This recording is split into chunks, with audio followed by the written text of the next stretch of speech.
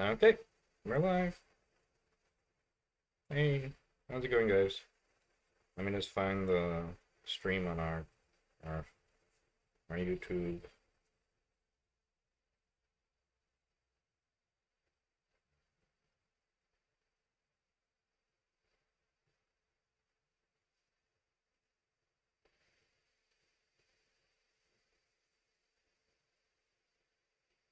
We have an exciting class today, even for me. Uh-oh, one person is. Wait a minute. Are we live? Yeah, we're live. Why can't I find it? Let's see.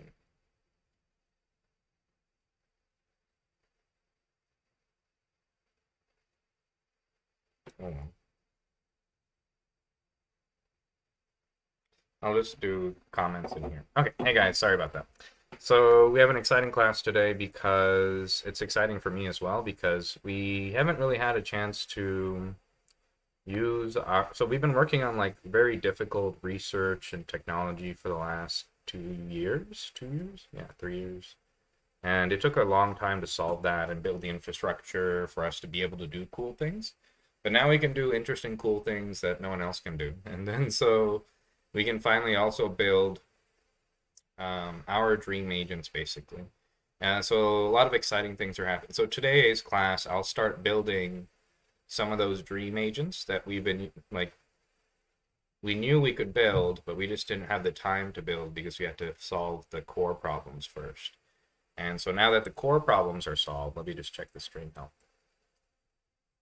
Yeah, everything seems to be going. Um, we can I can spend time on actually using it for cheat layer itself. And so these classes will probably transition into us building and deploying a new agent every class. Or maybe we might even have more than one class a week now because we don't have to spend so much time building difficult technology. And these agents are, you'll see like it's very easy to build these. Like, so I'll go over another new agent. Last class, we went over building the SEO agent for generating blogs to WordPress, but we've now covered all the fundamentals basically that you need to build any agent and automation on the desktop, including, like I mentioned, anything that has scraping data, filling out forms, or using APIs. And you've also learned the most common patterns on the internet, like search pages and opening those in new tabs and doing looping through those and things like that. And then so you should be able to automate most websites on the internet and most things. I mean, everything you should be able to automate that you've done manually before, even if it requires logical reasoning. So the hard part isn't actually automating now. It's finding like a specific if you're trying to solve your own problems, you're good now. You can have fun and build like we're building whatever agents you want. But if you're looking to build a product, then usually the hard part is figuring out like what specific problem to solve that's urgent and frequent and that people actually want. And then so we might talk a little bit about that in our own journey in that in some of these classes. I'll be going to Antler, the accelerator, on Monday in New York City. And so maybe I'll do like some more live streams when I get there of the Antler experience. It's like a startup accelerator thing, so that might be exciting. We'll also be launching Open Agent Cloud to the public. So right now it's only just internal users, but we still have we have hundreds of users and cloud instances now, which is exciting. And very soon we'll be launching it to the public. So not many people know you can do some of these things yet. And we're testing things and like optimizing things. So for example, we think by launch it'll take maybe only a minute or two to launch the instance, and then it'll like instantly refresh itself and things like that.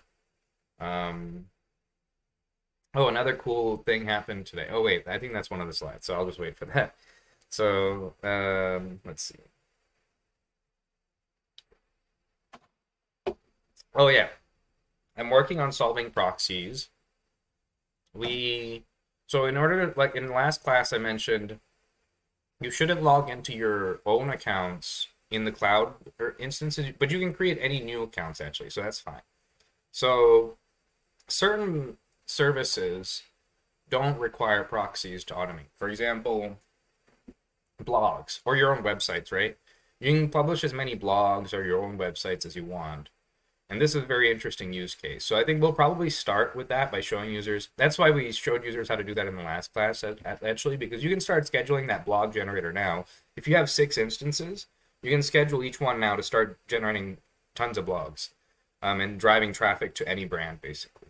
And not, I don't mean generate spammy blogs. I mean like really you could do really interesting things, because I like what we were working on last class was research papers, but I think we could actually open the research papers and do real research. I think that would be exciting. Like have the agent like try to first come up with a thesis and then go find papers and to try and prove that some way to make progress on that thesis, and then use a cloud instance to test something. That would be cool if you could do that and run Python code and write Python code for like, I don't know, like protein folding or whatever. You can do, because these agents now also have the ability themselves to use the agents API. So they can also control other cloud instances, and we can do very interesting things. And so it's very exciting. If you're just joining us, you're joining us at an exciting time. And hopefully we raise some money at the end of the accelerator program. That way I can hire people to help me, because it's still just me right now building most things. So I'd appreciate help. And so, but I mean, most of the hard things are kind of built now. So we can focus on the creator program. I didn't finish proxies. So I'm working on proxies still.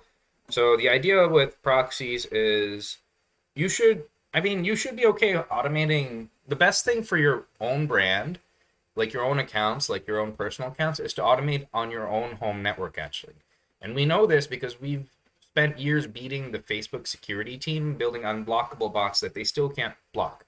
And the reason for this is the only way for them to block it now would be to use CAPTCHAs. And that's possible, yes, but that would also damage their business, because if people have to go through CAPTCHAs to do every like and comment, then they would stop using it. And so now they have to weigh the business implications of this like thing. And then so that's not the issue. So basically I want to go over teaching you like, so with proxies, if you want to automate your own brand and your own business accounts, we learned around 2017, because we've had years of experience doing this, that the security teams publish blog posts, and that's how we learned. They published their blog posts explaining that they started tracking the IP addresses of everyone, like in this huge network of IP addresses. So they can detect when people move IP addresses. So it's kind of very obvious, actually, if you use a proxy. You just kind of like stick out as a red flag, like I'm automating. Anyone who's ever used a proxy, it's kind of like really obvious. So for your home networks, if you're logged in, they can track you actually always because you're logged in. So you should always stay on your home network for your own accounts, actually. This is like really counterintuitive. I feel like most people don't understand this and get their accounts blocked because people tell you to go buy proxies. You don't need proxies, actually. For your own brands, your own home network is best. And that's because it always looks like you can still automate on your home network, but it's like in a human-like way. And it always looks like you to all the networks and Facebooks and everyone. It just looks like you on your home network. Once you start doing things with proxies and servers and stuff, they immediately see it and they flag you. And they reduce your trust score, because just that isn't itself bad, because people move around and people use VPNs accidentally and stuff like that. And so that itself isn't bad. But then they track how many times and what you're doing and stuff like that. So if you start automating, they kind of tell. So we are working on a solution where you don't have to worry about any of this, actually. So we're working on a solution. You might notice in the dashboard, it now asks you for your location. That's ominous. It's like, why are we? It's because we're trying to detect like where we're automating all the proxy setup, basically. So if you have OpenAgent Cloud, soon it will just automatically detect where you are through the browser, and then we'll find the closest proxy, mobile proxy to your location, and then automatically give you a random one using our proxy provider. So we're working. We might get like a partnership with one of the proxy providers, and actually another one of them tried to buy us at one point because we're kind of related. Proxies and automations are kind of related technologies, and so we might get good deals on proxies, but it won't. We're not charging extra. It'll be part of the cost. So if you've got Open Agent Cloud already, like normally you have to pay like $10 a month or something for proxies. Imagine so like that's like part of the cost now. So it's even cheaper because we're gonna add that for free. So we'll just take care of mobile proxies, and that's intended for. So the reason you set up mobile proxies is not to automate your home business brand and all that stuff. That you do on your home network. If you do want to automate it in the cloud, just because you don't want to keep your computer on, we'll have an option to switch to run a proxy on your home network, and we'll show you how to set up a proxy on your home network that emulates your home network IP address, so that it always looks like you even in the cloud. So you can still run it in OpenAgent Cloud, but it still looks like you. That's cool. That's a cool trick. That'll be a switch, so you don't have to do anything really. You just have to set up like the IP address. And the mobile thing, we'll automate that entirely. You don't have to set anything up. We'll just automatically give you an IP address, a mobile IP address that's near your city or location. We'll automatically detect that. And then it will just that. So the reason you do mobile IP addresses is that's useful for automating like social media, blogs, everything for businesses, growing brands basically. You might use residential IPs if you're interested in scaling up scraping, but we're kind of focusing on building businesses. So I think most of our customers are actually more interested in building businesses. But some people are specifically interested in scraping data, like startups. So you can contact us. We'll help you set up a proxy. There's not that many of those. Like we're interested in just scraping tons of data. More people are interested in the business goals and implications of growing a brand. And I think we can do that a lot better with scaling social media, TikTok agents, YouTube agents, Twitter agents, all copying the latest viral trends. We can turn those into automations that run 200 times a day per instance in parallel and scale that up to thousands. And the hard part is actually creating accounts. So you can see how excited I am about this, because we've known what we've been able to do for a while, but we haven't been able to play with it yet. And so we'll start playing with it in today's class actually. So, and also maybe I'll start live streaming more of these things. Okay, so my point is that we'll like do all the proxy stuff for now. You don't need to worry about proxies because everything I'm showing you so far, like blogs, generating websites, or logging into any new account, it doesn't matter, because if you log into any new account and create any new account, you can lose it. It doesn't matter. So for now, just create a new account on all OpenAgent Cloud instances, and blogs, they don't seem to care. Your own websites doesn't matter, and things like that. So everything that we just did is fine. Let's see. And then we also test things and let you know. So today's class, let's go over. Oh yeah, and then we'll automate mobile proxies and all that stuff as well. Okay, so oh cool. So this is something. Yeah, I alluded to this earlier. So let's maybe. Am I still streaming? Okay, good. Yes, it's $90 per month. Yeah, the sale ended. The sale was actually, we lose a lot of money on those cloud instances because they cost us $60 a month. So we lose money on all of them. So the reason we decided to do that is because we wanted to jumpstart like having hundreds of cloud instances out there and incentivizing people to join our creator program. Because I mean, yeah, you can do other things if you have your own business. Use it for your own business because you can get a higher ROI. But if you don't have anything to sell yet, we can pay you to use them. We'll make sure that it pays for itself, especially at $18 a month. I mean, it'll like, so we will pay you 30%. I'll mention at this end in the class maybe. But basically, it's totally worth it if you got the deal. But we lose money on all of those, so we can't keep doing that. I apologize. At $90, it makes a little bit of money. It kind of makes it worth it, but it's still we're not trying to make money off cloud instances, so that just accounts for like the network and all that's extra, any extra costs we incur from that and things like that at the bill at the end of the month. And then so it's more to encourage users to scale up agents because that's more interesting and useful. And then our problem is actually that we can't create hundreds of TikTok accounts. It's really difficult to do that. And so we have thousands of users, and every new user has this ability to join our creator program and help us solve one account. So um, it's exciting. So I think this is a cool path to the solution where we can actually grow very quickly and pay customers directly. What we do is we're planning to automate counting the number of views using our like with pre-built agents that just track the number of views you get and paying you automatically $1 per 1,000 views. TikTok pays only 40 cents per 1,000 views. We're going to pay $1 plus 30% recurring revenue commission. I'll mention this at the end of that. That's more. There's a whole slide for this. It's exciting as well. Okay, so for this slide, I was just answering a question. I hope that that's why it's $90 a month now, because we don't actually make money on the $18 a month ones. We lose a lot of money on those, but we're growing enough now that we can afford a budget. We think of it as like a budget for our creator program. So this is something we're gonna have to pay. Normally, you don't do a lifetime deal as well for you can't. It's not a good business practice to sell server resources like hosting and stuff. You'll probably heard of lifetime deals of hosting deals going under, and they're always scams because you can't sell that long term. We're being upfront of the fact that we're losing money on all these things because we care about something else. We care about building this network of agents. No one's ever built 100 right now together with the users who have OpenAgent Cloud.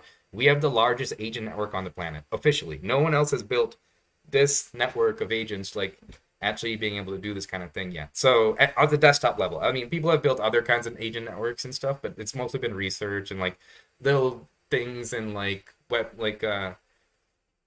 little animation things and games and stuff. But this is actually serious, where we can do serious research at scale in sandboxes, solve interesting problems, do multivariate testing, things that were impossible before, and we can solve it together. It's kind of exciting. It's like a crowdsourced problem where if we actually do solve some of these problems, these are really valuable problems, which means that we're selling something, right? We're selling cheat layer. So it's what could happen is if we do this well and we build something people want and we offer it at a reasonable price and a customer friendly data model that's better than what Microsoft would offer, then we could actually bring billions per year to our customers, to users who are in the creator program, users who are reselling agents as white labels and all that stuff, and billions on top of that for ourselves as a company that will allow us to raise money from investors and things. So it's really exciting. So that's really how large the market is. It hasn't existed yet. That's how large the market is. What I'm explaining is basically we're targeting a market of non-technical people who don't have any idea what Zapier is yet, still today, and they don't even know what ChatGPT is. That's how large the market is, and it's billions of dollars per year that we can bring to the users who have OpenAgent Cloud and the creator program, and anyone who sells white labels and things like that. So we're trying to design it in a really customer friendly model so that the early supporters and people who build on this platform will grow with us. Okay, so I'll explain a little bit at the end of class. So it'll be worth it even at $90 a month because the instance will they will pay for themselves. Hopefully, okay, yeah. So even at $90 a month because MRR grows every month. So every new customer you get, and we'll give you pre-built agents that work for us at a certain conversion rate, which means that you will also constantly get customers just like we do. We constantly get customers every day. We get 10 to 20 subscribers organically every day, constantly not doing anything. And look, you can see how excited I am to just send out now thousands of agents in parallel to sell cheat layer, and we can finally do it. And so it's really cool. So I'm excited. I hope that answered the question. So it'll be worth it basically. So I apologize if you missed the deal, but maybe in the future, if we raise money or something, if we raise money, it would be millions of dollars. We could do a big deal or something for early supporters if we do that. Some kind of I don't know, giveaway or lifetime deal or something. Yeah. Okay. So what do we have? Okay, yeah. So I forgot to even get to this slide. Okay, so this slide was something exciting happened today before class, literally an hour before class. I was building something, testing something for class, And then I realized, oh shit, this is kind of hard for people to do if they're non-technical, because I've been doing it my way. And I was like, oh no, how do I teach people who have no idea what Linux is? Like, I didn't feel like teaching people terminal. But so what I did was I automated the thing to make today's class possible. So, well, most of it. We still need a Chrome extension update before I do this cool thing. So for now, we still rely on Chrome extension updates. And if you've been a user for a while, you've known it's been the bane of my existence for a while. It's kind of funny, like always waiting for a Chrome extension update. It seems like we're always waiting. Right now, we're not waiting for one, I think. It's like very rare that we're not waiting for one. And so soon, actually, that won't matter because we can just distribute the Chrome extension directly with the instances in OpenAgent Cloud. And that even allows us to like bypass some restrictions in the Chrome Web Store. That's really cool. And then so that means like we can add more features maybe that other extensions don't have, which is exciting. So for example, Manifest version 3 blocked the ability to run arbitrary code, but we could just fork our own version of Chrome and do all sorts of cool things in these instances. So it's exciting. Like the solution space of what we can do with these instances is really exciting.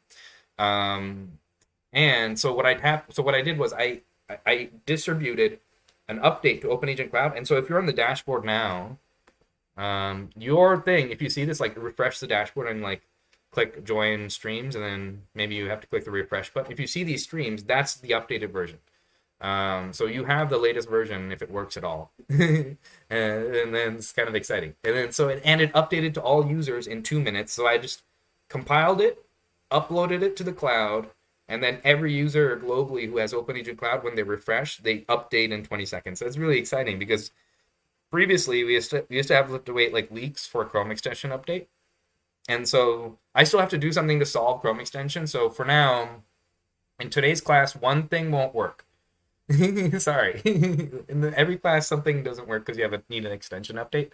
So you need an extension update for this class. But every class going forward, I'll just be able to push even the Chrome extension. So in order to do that, I need to update another script that I didn't have time to do for this class. But I'll just send another script that just updates the Chrome extension as well manually, and that way we don't even have to wait for that. We can do that instantly in 2 minutes. So that was kind of a cool win this morning. That was like an hour before class. So that was really exciting. That's okay. Yeah. So I've been noticing, like when meeting customers, that I have one of these meetings almost every day now. I'm teaching like some very common patterns that tend to be like appearing with the most valuable agents, like the ones that are actually making money or the ones that are actually useful to businesses. Like they tend to have this common pattern of basically distilling someone's insight. I probably mentioned this before, and then filling out a form. And for some reason, like humanity maybe has evolved that's just the way we do things efficiently in business. And so a lot of the solutions are really this pattern. But the valuable part isn't, so the valuable part doesn't tend to be, or the hard part doesn't tend to be filling out the form or the navigation. The hard part tends to be distilling that insight correctly. Like teaching an employee, basically. And so like our trading agents, legal agents, sales agents, like marketing agents, they're all like even Twitter, TikTok, they're all like filling out a form but distilling some kind of insight. Like the trading agents are distilling insight over earnings reports and things like that. So I'm gonna maybe go over a quick example. Let's go over an example now just to show you how that works. Oh yeah, we're also gonna go do a runway ML demo today. We're gonna automate runway ML. So basically in these classes now, I'm gonna start building agents for our own business and to drive traffic to CheatLayer. And then we're gonna test which ones work and then ship them as core agents and then ship those to the creator program, so you can just run pre-built agents, and we'll keep going. So let's go to yeah, maybe like finance.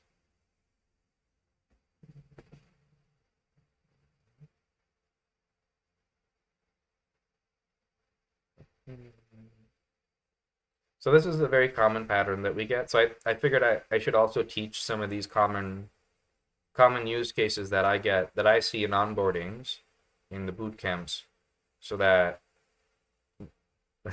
we get less of those meetings, but also people, it seems like it's something people that want to know. So it doesn't matter what chart. Okay, I don't know why Yahoo's slow in Google Cloud, but oh yeah, because pick one of any chart basically, and you can follow along at home if you have OpenAgent Cloud.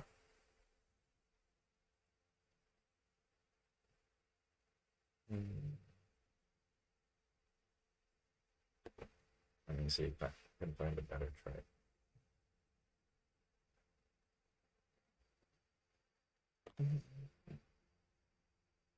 I wonder if these instances have like, I don't even know what the network speed is.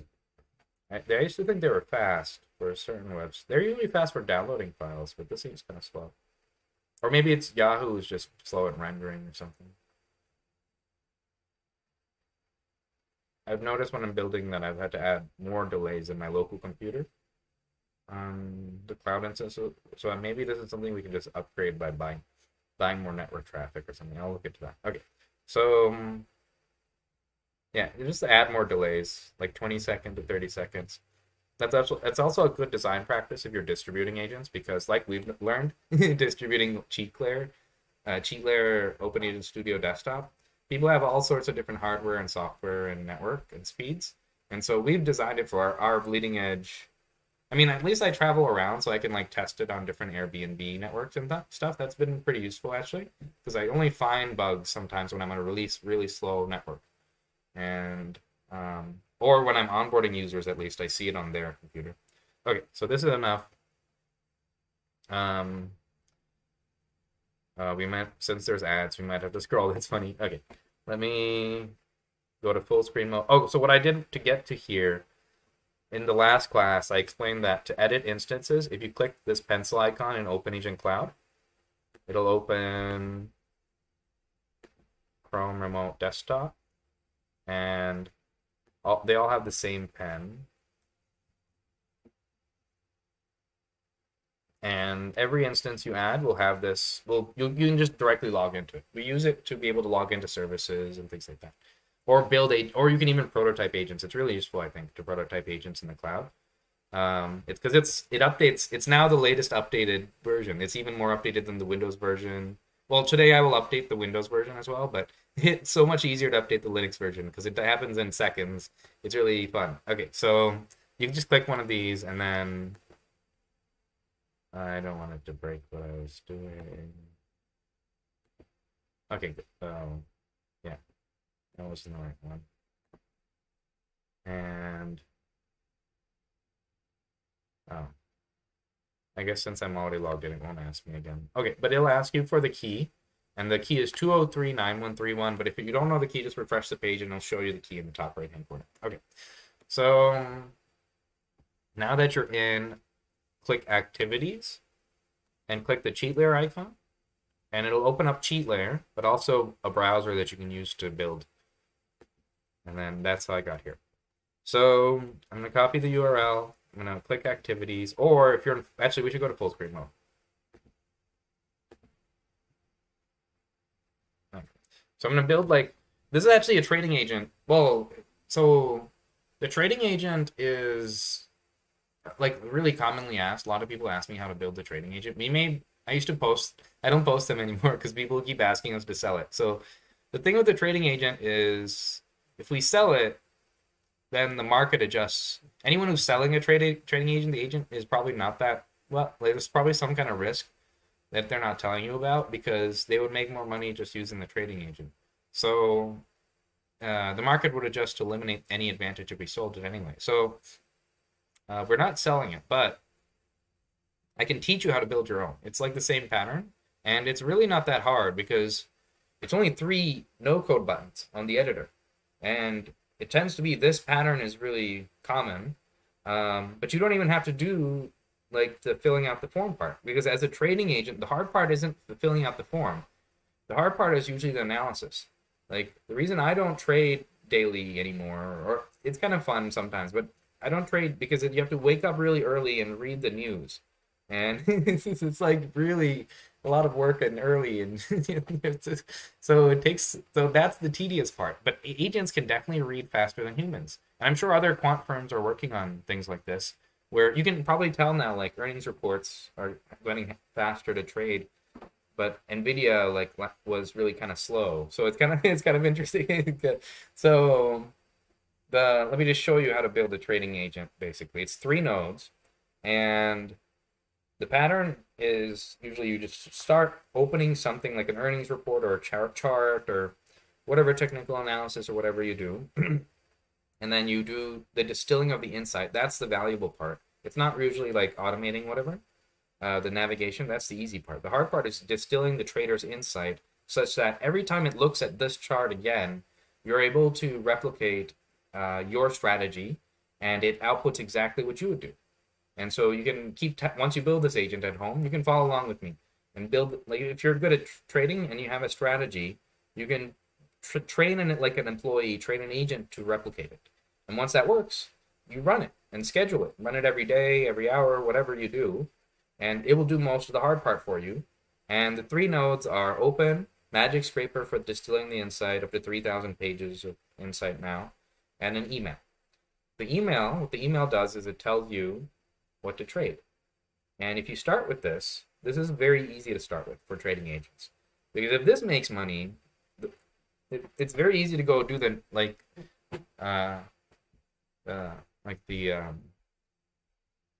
automating the filling out the trades, or you can add an API to do the trades and things like that. That's not the hard part. Usually the hard part is getting the agent to distill the insight correctly and emailing you the trade. If you can do that, you can do the trade, really. Most traders don't do that I know aren't doing high frequency trading things. They're doing things where they have some time to do technical analysis or whatever and make like large bet, long-term bet, or longer term bets, maybe, or even day trading, but they just like have time to make the thing. So let me build this. Okay, so I'm gonna go to whatever chart. You can actually even open the program. If it's a Windows specific program, you can like download Splashtop and remote into your computer. You can open Splashtop and like automate your Mac or Windows remotely and things like that. Okay, so copy the URL. Let's go back to activities. So much room for activities. Okay. And let's go to file new. So I don't have my regular mouse here, but you can alt click to drag around. And what you're looking at if you open the latest version is an updated version with icons and things like that. That's kind of cool. But also, I'll go over how to schedule. I hope that's one of my, I think that's one of my slides. Let me make sure. Yes, that's my next slide. Okay, good. If you're looking at this, you're seeing the last agent that you uploaded from the videos.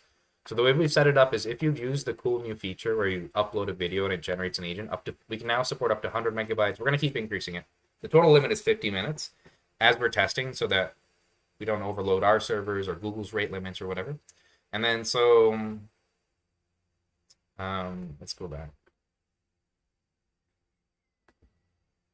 Whatever video you've uploaded here and generated an agent and sent to here, or even scheduled, it will show up here when you open it so that you can actually go back and edit it and test it. And sometimes you need to edit like targets if there's like multiple similar buttons on the screen, but it does most of the work. It's really cool. So I recommend playing with the video to agents. Record a Loom video.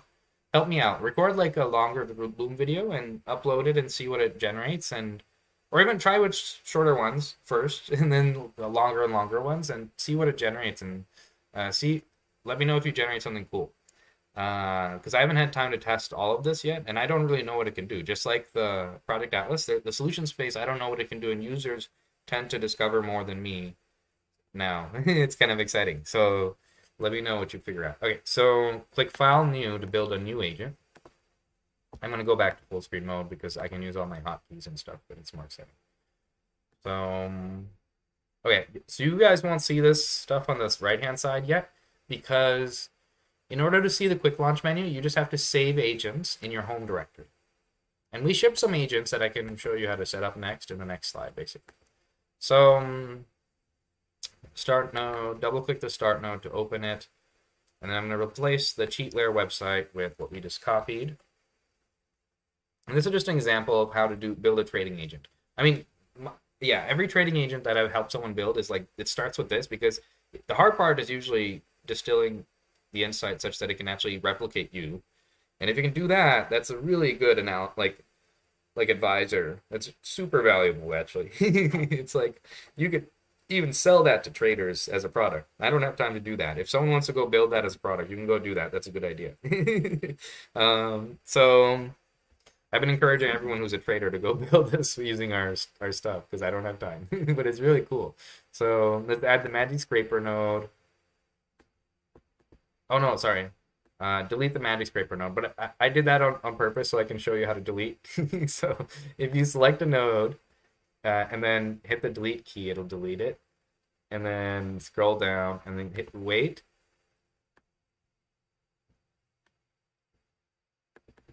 And double click the wait node. Let's put like 20 seconds. It took so long. 30 seconds? Yahoo's kind of slow. Okay. Maybe we'll pick like Google. I wonder if Google services are faster. Let me see. Because we're on Google Cloud. Let's see. Google stocks.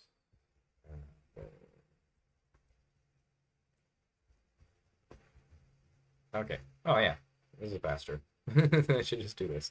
Do they have like their own? Oh yeah. Okay.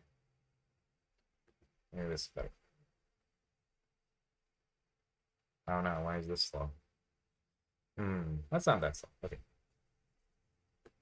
But we'll still use a delay. 30 seconds is maybe 10 seconds. 20 seconds. Okay. And then now let's use the Magic Scraper node. So the Magic Scraper node, if you're just joining us, I recommend going back through the boot camps when you have time. But we kind of ramp up in complexity. We start simple and then do like advanced things like loops and stuff. But it's basically, this is where you distill all the insight. This is where most of the value goes into this little box. And actually, you can paste in 3,000 pages of instructions like you're teaching an employee. Most people don't do that. I don't think anyone's done that yet. So most people do 2 to 9 pages. Our trading agents was 9 pages. And then like the most useful one. And most of that wasn't like instructions. It was just like charts and numbers and things. So something that's really valuable for trading agents is something called multi-shot learning. You've probably heard about this as a prompting technique. Before ChatGPT, in order to use GPT-3, you needed to do this, actually. You needed to give it examples of inputs and outputs, and that's how it worked. And then eventually it would try to copy you and generate good. It was like I'm like describing like the Stone Age of or like using sticks to make fire with LLMs. So that's what it was back in my day. It's kind of funny. I'll be describing this to kids one day. That's kind of funny. Yeah, so it was like a really thing, but it's a powerful technique for still today because it's useful for teaching intuition. And what I mean by that is sometimes you don't know the rules explicitly of how to do things. And trading is a great example. Most traders have intuition from years of just trading and seeing things. But that's good enough. Like the top 10% of traders are usually just doing it all on intuition. And they don't know the rules. But it's on like very specific like derivative peanuts or something, like very specific markets or something. I don't know. I don't even know that exists, but you get the idea. Like, and that is actually possible. So how do you teach intuition to an agent? Well, multi-shot learning. So what you do is you do an input, input, Amazon has great earnings. And then output, it crashes anyway. That actually happened. So that's like an example. Okay, so but that's like a simple example, but you get the idea. You would probably put like the numbers and like the actual specific numbers of the earnings and what happened and the explanation. But this is something that happened. Or like maybe like Salesforce input, Salesforce did well for decades and suddenly like went to single digits. Like you get the idea. To teach when you don't know the explicit rules, multi-shot learning is really effective. So you can actually give it intuition, and this was useful for my trading agent. We made money with that. You might have seen on social media. I posted like how much money we made, like 18,000 or something. Like we made some money, and there's like a few thousand at most per trade. But it was like some were like 39%, 30%, or 18%. Really cool, amazing trades. And at one point, we could have made more money if we focused. I mean, it's possible we could have made more money if we focused just on that research. But what happened was Cheat Layer just started the MRR. So we could have made like $1 million compounded over a year if we did use this strategy. But we could only make one trade per day because the strategy worked really well. But at best, it made one trade per day, and the trade was 15% on average if we backtested it, and it lost 4% on average. So it actually made money. You can see all my tests, and but if you run that, it would take like a year to make like $1 million. And I mean, I wasn't willing to spend a lot on it, but just to prove it. And the way we're growing now, we can reach 1 million in ARR in like 2 months. So it's like if you have a business actually, like a SaaS business like this, like I was mentioning earlier, the market for this is like infinite. Like it's so crazy. We don't even know yet because it hasn't happened yet. Like everything automation so far has been targeting a market of people who know what Zapier and they're willing to even go and do it. There's a much larger market who are never they even today are never willing to go and do those things. And so very soon you're going to be able to tap into that with this. Basically, you can build them agents in simple language that you can reach that market. And so the market for this is massive. You can build these things. You can make a lot of money. But okay, so this is how you build a trading agent. Let me just go over a simple example with this. Okay.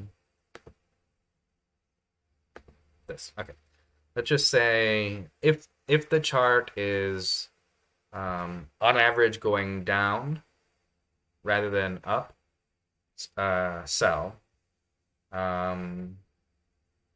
Let's see. Or no, if the chart is green, buy, or if the chart is, well, yeah, let me just say, if the chart is on average going, it's kind of hard to like. Let me pick one here. That's kind of obvious, maybe. Yeah. Okay. If the chart is red, that's an easier one. But you get the idea. If you're a natural trader, you can add 3,000 pages, 2 pages of instructions like you're teaching an employee, basically. If the chart is green, output only buy. That's the name of the stock. If the chart is red, output only stock.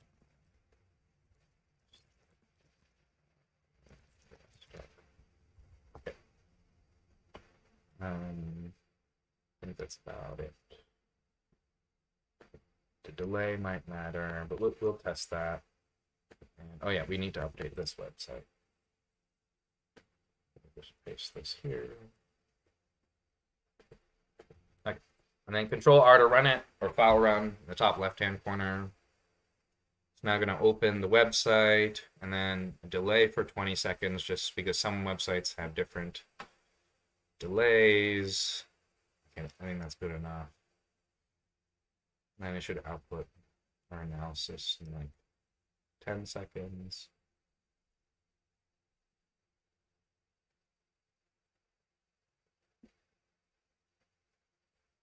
Cool, sell. All right. So it says sell S&P 500. Okay, now let's go to a green one and just test it.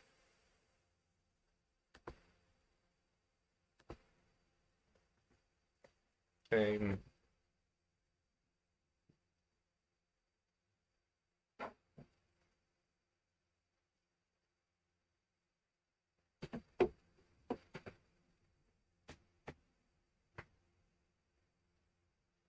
Oh no, it's red. I need to pick a green one. Sorry. Um, Let me just wait for this to finish. What did I just do? I thought I just clicked.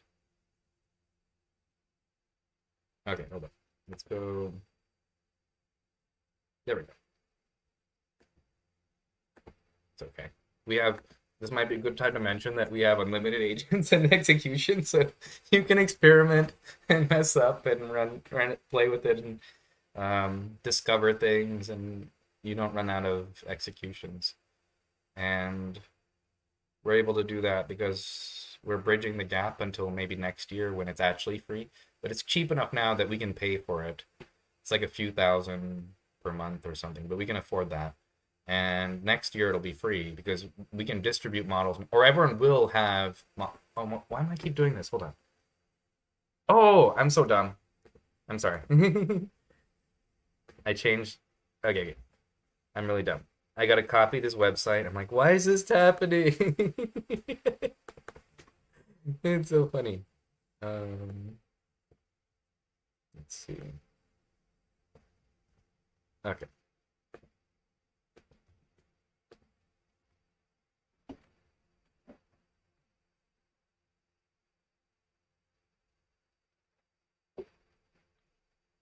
Sorry, I gotta keep track of a few things while doing a class, so sometimes I get confused.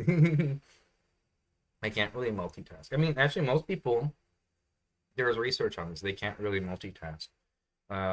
If you switch, I mean, you can do one thing at a time, but if you switch, the context switching is usually detrimental to doing work. Bye. See? So you should actually focus on one thing at a time, and multitasking doesn't work. Okay. Um, but you can put things like there's always a priority usually of what's best. There's usually one thing that you should work on. There's never actually more than one thing that you should work on than any other thing. Yeah. So okay. So bye. Oh great, cool. So now this only took us like 5 minutes. So congratulations, you have a trading agent. Yay. Okay, no. So no. Very bad. So reasons why you should not now go and try and build a trading agent. Okay, so this doesn't work unless you have a successful trading strategy yourself. So before I built the trading agent, I had a strategy that I was using for years that I even started using this in like a high school stock simulation game that I won, but it was kind of crazy because me and my best friend at the end of it ended up with like $9 billion, and then everyone else had like 130,000. And so we figured something out. So, but the problem with stock, so the reason we made $9 billion in the stock simulation game is because it has infinite liquidity, because you can keep selling whatever, you can go all in and sell, and there's always someone to buy. But that doesn't happen in the real stock market, as we learned. But we used basically kind of the same strategy of analyzing earnings reports, news, let's just say early market, and we made like I said, we made money. So, but if you don't have a strategy, the models themselves are not going to trade successfully for you yet. I've tested it. They're not that good actually. They will lose money out of the box. And even building my own agent, until I got a certain number of rules in there, like ignore pharmaceuticals. That was a big one. Like sometimes it would pick tech pharmaceuticals, and we would lose money. And so until I put enough rules, it was losing money actually when I was trying to back test it. So before you run this agent, actually there's one more step. Sorry, one more step. You want to add the email node, and this is it. This is all you need for a trading agent, because now you can schedule this agent. I'll show you in the next slide how to schedule agents to run every day at 6 a.m., do your analysis, or every hour, whatever. And if it gets a trade, it'll tell you, it'll email you, and then you just go do the trade, and it'll be much faster than you reading all that stuff and doing all that stuff. And it's really, really, really useful because it works. We made money on this. So if you're a trader, I hope you're excited about this. So put your email, put trading agent. And then you can put this. It doesn't matter what you put there. Body variable should be the magic scraper output 3. So where it says body variable, so in many nodes we have like automation input, this drop down basically, that includes all the outputs of previous nodes. This allows you to recursively modify prompts, generate LLMs, process inputs like SMS, phone, emails, lots of things. It's very useful. But in this case, the magic scraper output, because we have a magic scraper 3 node here. And that's why we use magic scraper output 3. I think we might figure out a little bit easier way to explain this, but it seems people figure this out. It's kind of intuitive. Okay. So, all right. And then what this will do is, if there's a buy, you'll get a buy. You can actually put an if statement next so that it doesn't tell you about the cells. It only tells you if there's something. You can say if there's a buy in this output, go this way. Like we went to, we don't have time to go over conditionals. I went over conditionals in an earlier class. So go back to the bootcamp if we haven't covered that yet. And then we kind of build up through the classes so that we assume you know the earlier classes. So that should be good enough. And then just run this. I mean, we've run this already, but all it does is it just emails me now. But yeah. Okay, so this is a trading agent. So the reasons you shouldn't run this is because I didn't finish explaining. If these agents could do this out of the box themselves, if ChatGPT could trade well out of the box itself, the market everyone would have it in their pocket. Every trader would be doing it, and the market would adjust so that no one would make money, because the market, you're making money from someone else when you're buying and selling. So the market would adjust so that no one would make a profit. So it's actually good that it doesn't send email. And then maybe let me see if I can get into my email. No, I don't think I'm logged into that one. It's okay.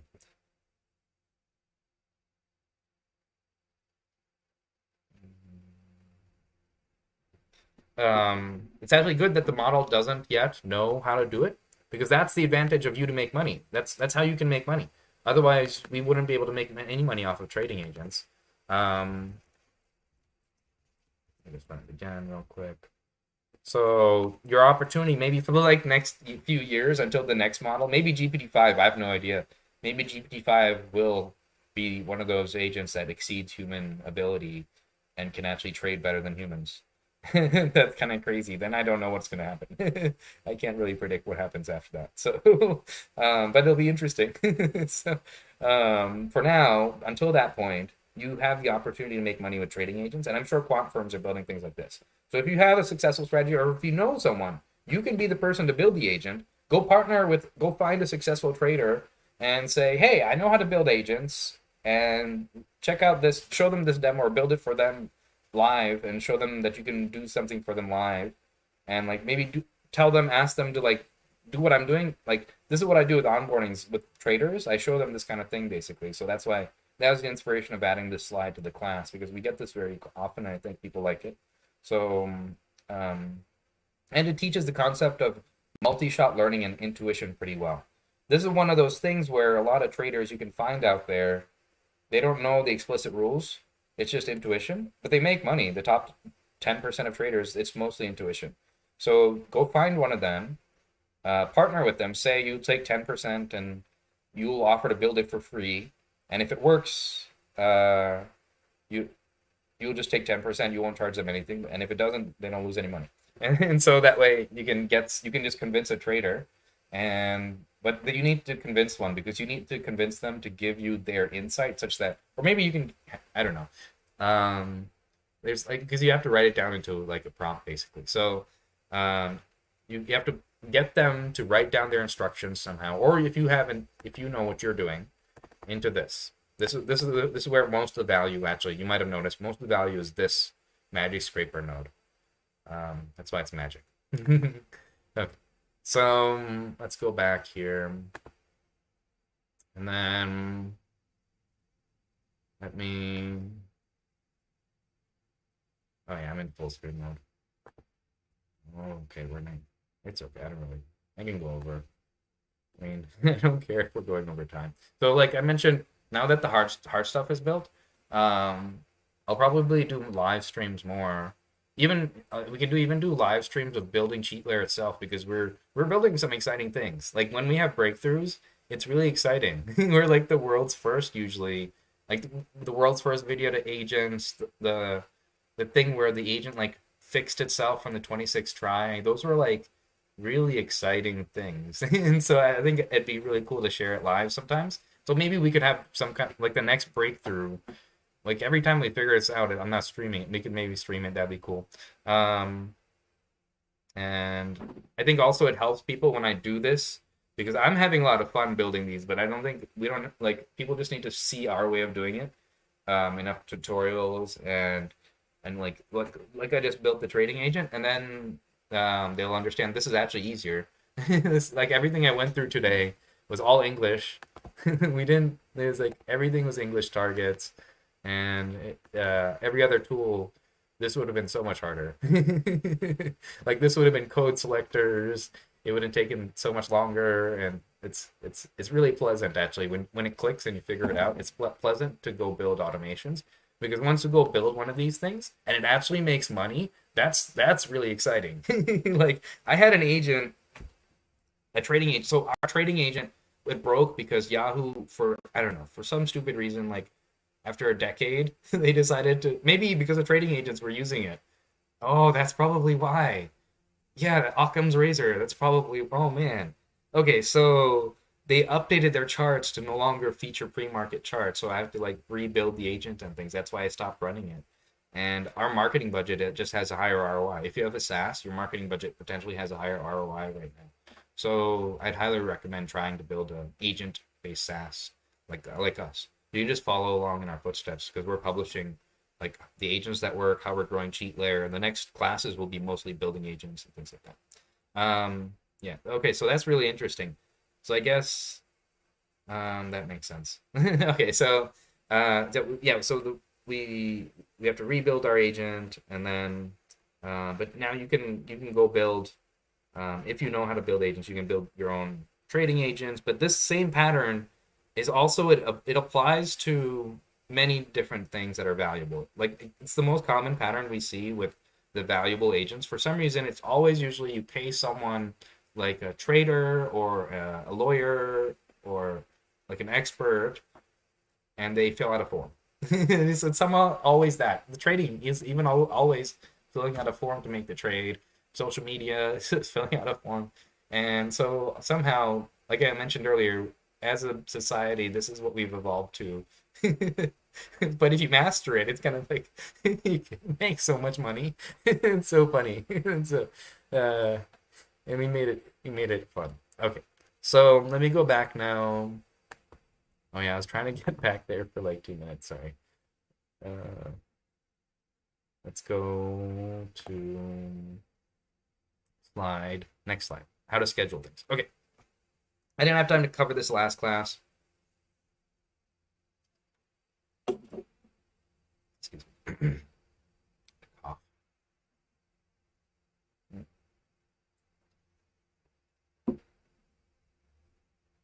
Okay.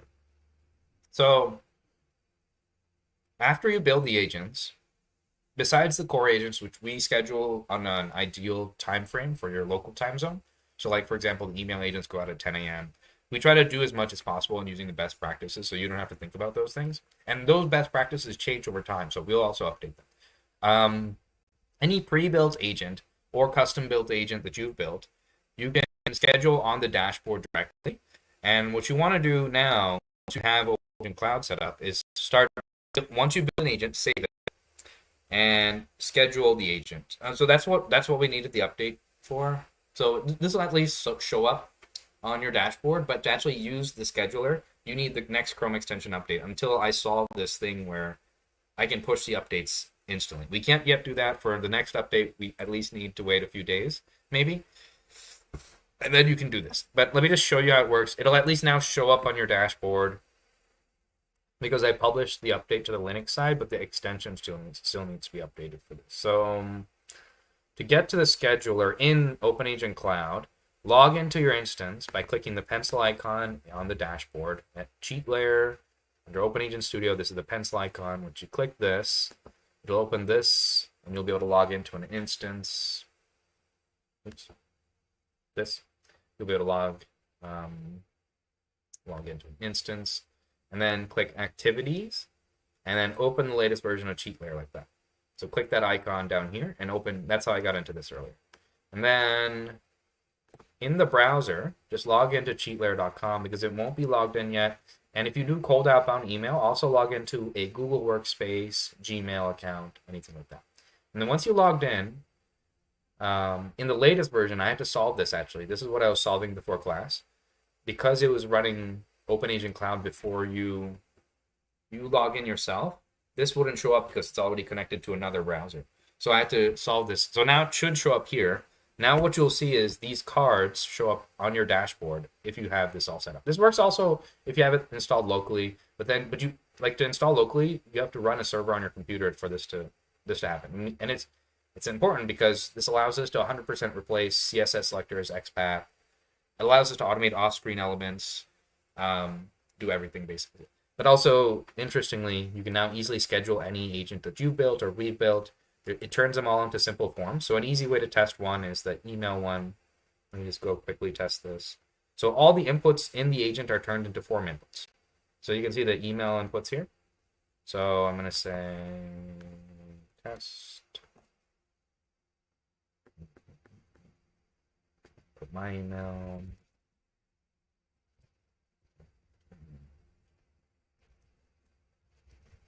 Okay. And then subject. Test.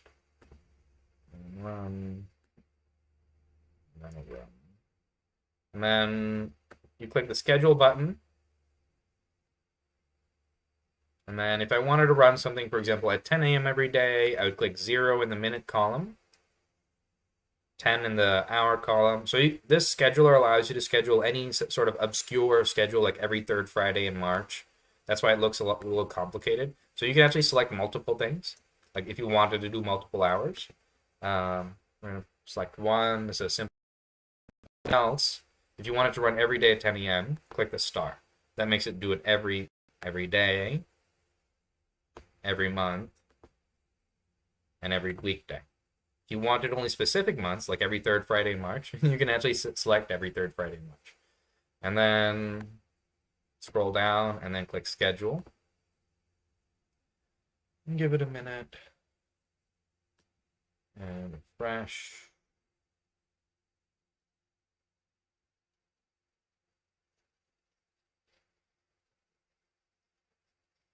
And then you'll see it in the scheduler. It'll see it shows up in this list in the scheduler. And then it also adjusts it to your local time zone. So this might be a different number than the number you put in, but that it adjusts it from your local time zone to UTC time. Sorry. So, but it matches it to your local time zone basically. So now this will run every day at 10 a.m. And to remove it, you click this button. So once you've built an agent, like the SEO agent we just built in the last class, go build that agent, build it for your specific use case. Like we were doing research papers, maybe you want to do underwater basket fishing news or something, and then generate a blog on that. You can now, in each of your instances, do that. And actually do multiple blogs, for instance. You can fit up to 200 agents if you wanted. And so now you can go have fun with blogs and generate these agents and come here and schedule it. Every agent you build, save it. And in the Linux version, let me cover this now. So I alluded to this earlier. In order to see these pre-built agents here, in your quick launch menu, you won't have this. This won't show up for you yet. You need to save agents into your home directory. So let me show you how to do that. So click File, and then Save. And then in the Linux version, you have a home directory. Let me say testing, saving, and save that. And then it'll show up there. So since you don't have anything here yet, one thing you can do is we ship agents. We just can't put it. I mean, I'll automate putting in the home directory. we can ship with the home directory soon. It's just not yet there right now. But if you want to see all those things in your home directory without saving new things, click the files in the activities doc, and then scroll down to main2. There's a folder called main2 in the home folder. And this is where OpenAgent Studio Linux is installed. Every time you refresh, it updates and installs the latest version. Double click that, and then click the main folder.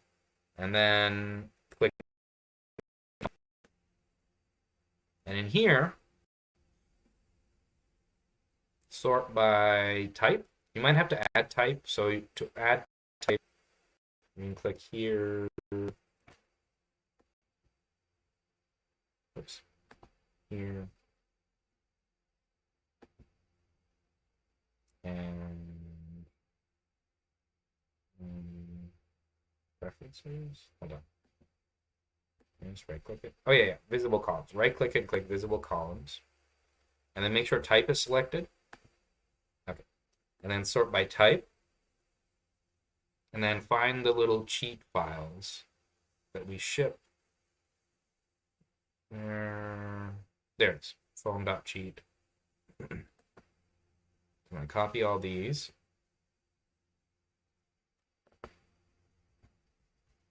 And I'm going to copy them into my home folder. So we look at your home folder. This is also the same thing in Mac. It looks at your home folder.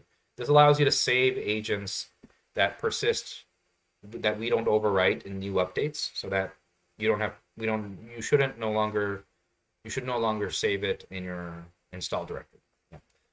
And then yeah, I'm going to replace this. Yeah, I don't need to. I can just do this. And then the next time you open OpenAgent Studio, you can click this. It'll show up in your quick launch menu. This is also required for you to schedule agents. So it should show up in the quick launch menu. Then it'll show up on your dashboard and cheat layer. So if nothing shows up on your dashboard and cheat layer, it's because you don't have anything in your quick launch menu yet. So first you need to do what I just did. Copy things into your home folder. And then reopen cheat layer, and then you should see this stuff. Okay, so now you have agents that you can quick launch. These are pre-built agents that we ship that you can edit and see how they work. I have an earnings report agents in there, or I should. Maybe I'll ship that too. With the phone and email agents, they email you the transcripts from the phone and SMS ones. Any phone, SMS, and email can trigger an actual automation. That's the unique thing about us. Compared to all those like phone agent services, we can actually do anything, any automation. Like you can trigger an invoice or actually build a product and send it back to the customer. Actually, in fact, I think I want to add live mode as one of these buttons. I think that would be cool. And make live. Well, already it's possible, but I haven't really talked about this yet. But we can make it so you can automate generating entire products like websites, apps, and send that to people. I think that'd be useful.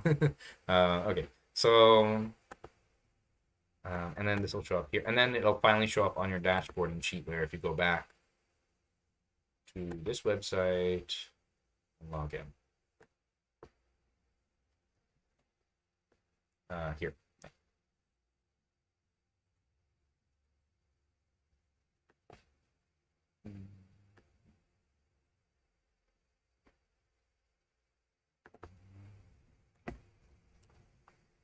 Oops.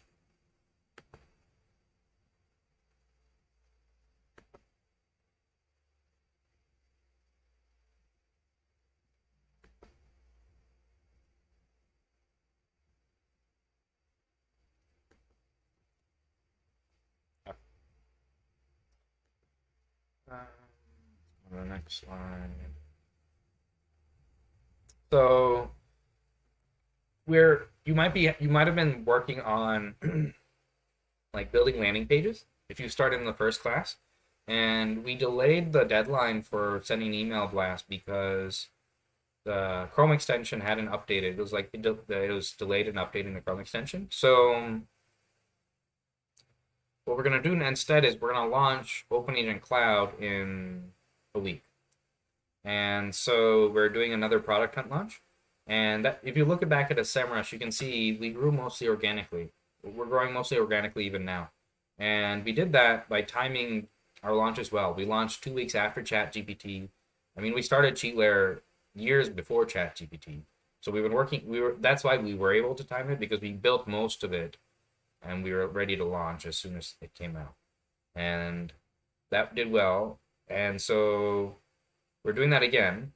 And if we win again, what we're going to do is we're going to list everyone who's built a landing page or a product, list people who are using it, like examples. Just so, build with cheat layer. We can say, these are our customers, this is what they've built. You can check them out. And so if we win number one proctor today, we'll get thousands of people on that same day of traffic. And so everyone who submits you'll basically get the opportunity to launch on Product Hunt without actually launching. So if we win, you also get traffic, significant traffic. So in order to participate, go back and watch the boot camps. All the instructions are there.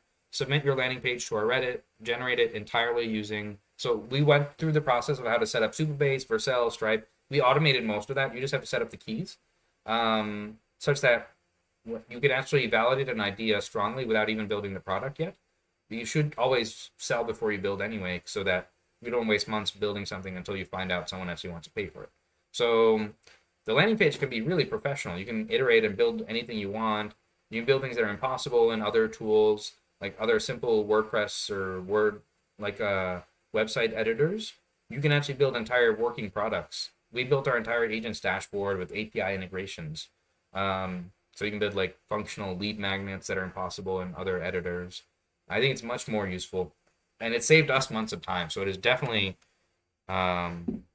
useful, I think. So okay, so once you submit that to the Reddit, we'll compile the ones that like look good. Try to make it look good and like have reasonable. We'll give you feedback as well if it's not looking good, and what you can do to change it. And so try to make it look professional and nice and things like that. And like you're actually selling to people. So you're trying to validate an idea actually. And then if you get even one customer, okay, now you can go build it. Make sure to tell them that it's a pre-sale. I'll mention that it's a pre-sale and stuff like that. But like, you can be part of this launch with us if you just submit a landing page using live mode. And I've explained how to do that in other classes, so I won't go over that again. Oh, okay, yeah. Let's build a runway ML agent. So let's see. Oops.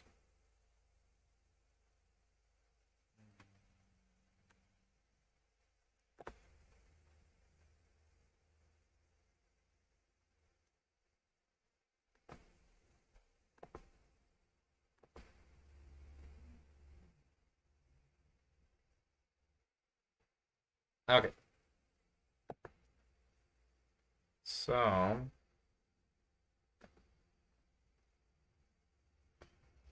didn't I log into it already?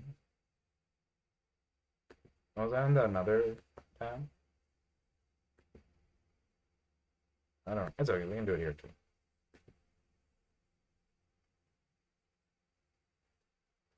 So we have actually already a TikTok agent that generates videos using stable video. You might see in some. You can see. I'll show you some of the outputs. So we've already been doing research on this, and it works. And TikTok sends like 200 to 700 views just to test the video. So you'll get traffic constantly.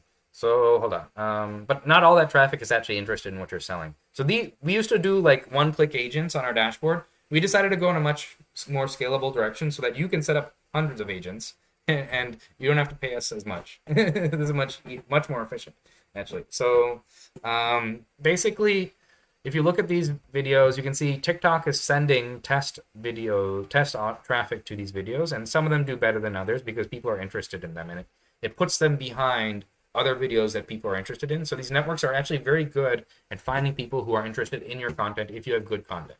The hard part is actually just creating good content. So you can see these videos aren't that great, actually. They're like, you can tell they're automated generated videos. The quality isn't that great. So I think that's why these are limited in such fashion, and people can tell that they're automated videos. And you can see other stuff on TikTok. I don't think they promote automated videos. They can tell. But services like Runway ML can generate really realistic videos. Look at that. So great. So it's really hard to tell on some of these new these new services that are coming out. And so they're coming out at such a pace that I don't think we're going to pick one. We're just going to show you how to automate them for now. Maybe when there is there'll probably be like a photorealistic Hollywood quality one that will turn into a no-code button. Right now, you can generate videos in OpenAgent Studio using this button, it generates a video just like images. So try it out. It'll generate images and videos and things. I can try it out here. The image takes image takes a little bit faster. The videos takes 5 minutes, so maybe I won't do that one, but I'll just do an image real quick. Or maybe I already did an image in like one of the classes, but you get the idea.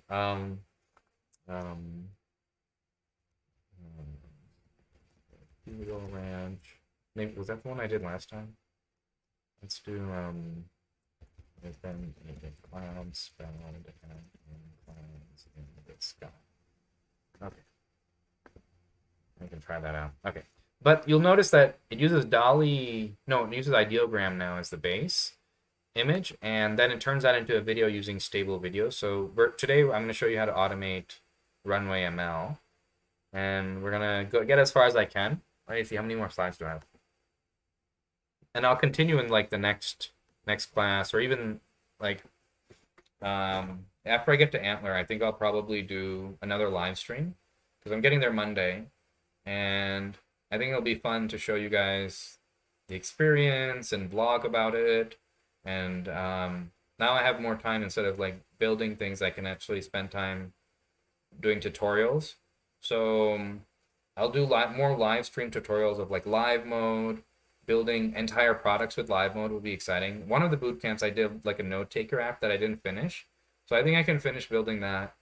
Oh, I should launch that. Maybe I should put like my name as a pseudonym. That'd be funny. And then we got a cool townhouse with like I have roommates from the program, and we have like a roof deck. It's kind of exciting, and maybe I can show you guys that, and that's exciting. And maybe I don't know if they'll let me do like a live stream from the Antler thing, but that would be cool too. It's like Hogwarts for startups. It's in New York City though. It's kind of funny. So it's exciting. I'm really excited. I feel like it's the first day of school. You know, if you remember how you're overly excited for the first. I don't know. I don't think everyone was excited for the first day of school, but I was. It was sometimes almost every day, every year, even up until college. I was like really overly excited for some reason. So it's kind of funny. So yeah, I'll do some more live streams and things like that. And then next class, I got so sidetracked. Sorry. Next class. If we run out of time, or if we have time this week, I'll continue doing this agent. I have time to just like, other than that, like teaching people how to use the product. Now we can actually use the product ourselves to grow CheatLayer much faster than advertising and other tools that can't do things we can do. So we now have access to hundreds of agents, thousands of agents in the cloud, and we can actually scale it up and do multivariate testing. Lots of really exciting, interesting things. And so we're going to be doing that and sharing it with customers and paying customers to use it literally. I'll explain that in the next slide. And so if I don't finish today, we'll finish it next class or something, just like I finished this SEO thing this class. And then we'll build another agent in the next class, or 2 agents, and we'll just keep building like actually valuable agents for CheatLayer itself. And then I can show you the numbers of the actual growth metrics and things of it actually working. And it's kind of exciting. I think these are just simple numbers. I think like when I had another product. So we had like thousands of customers for another automation product. And some of them were just influencers. So we had like a foreign government official. We had some actors and directors and things like that, and actresses and famous people, right, on Instagram. And some of them just had good content. And so they would just grow constantly. They would just constantly get traffic. So it's very interesting that now that we finally have access to actually generating good content. So it wasn't that they were posting or liking or being active. Like there were famous people who hadn't posted in years. They just had good content for their market. And it wasn't even like famous people. It was like good content for literally like underwater basket weaving or like knitting or something like it. And so if you can generate good content, I don't think this is good content. I think this is like, you can see it's like plastic. Their hands are broken. Or like some, like, I don't know what's going on there. Like, this is cool. That's okay. It's getting there. But the runway ML is pretty good. So, okay, let's go back and continue building. this agent. Okay. So log into Runway ML, or whatever. You can, if you have another service, there's some free video generating things, like Hugging Face has some free ones you can try as well. But I recommend Runway ML for now because it seems to be the best easy one to automate. Then Sora comes out, we'll teach you probably how to automate Sora and things like that. So let's get started. This is another good design practice when building agents, is to get to the riskiest assumption, get to the hardest part, go to the end. And I probably mentioned this a few times, but it's, if services URL encode their navigation, you can take advantage of that so that you don't have to automate all those steps and like clicking things and logging in and stuff.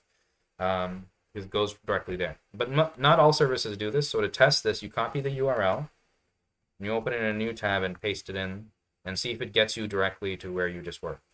And if it does, then that means it's URL encoding navigation, and you can take advantage of that to save you steps in automation. So that's what we're going to do here. We're going to go right directly to the Runway ML generator thing. And I'm going to create a new agent. Oh, here's my dogs, or my clouds. I'm disappointed. Open agent in clouds. Yeah. File new.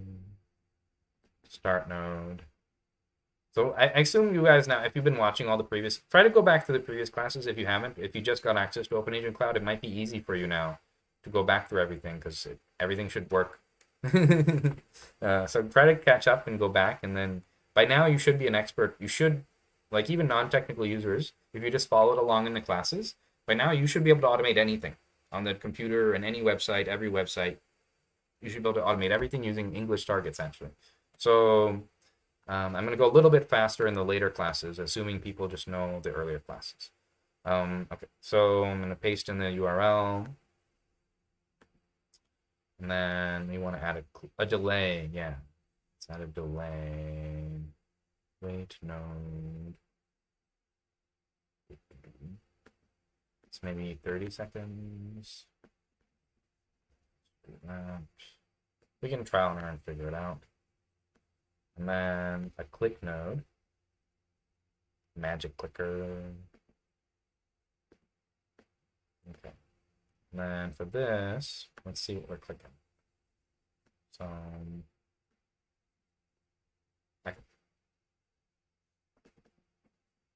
I'm gonna double click the click node and change the target in English to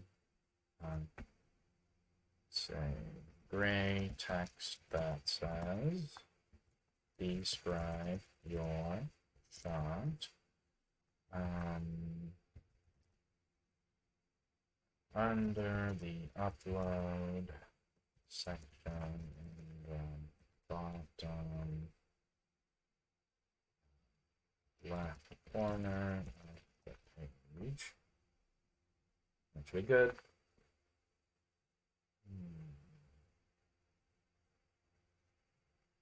And then,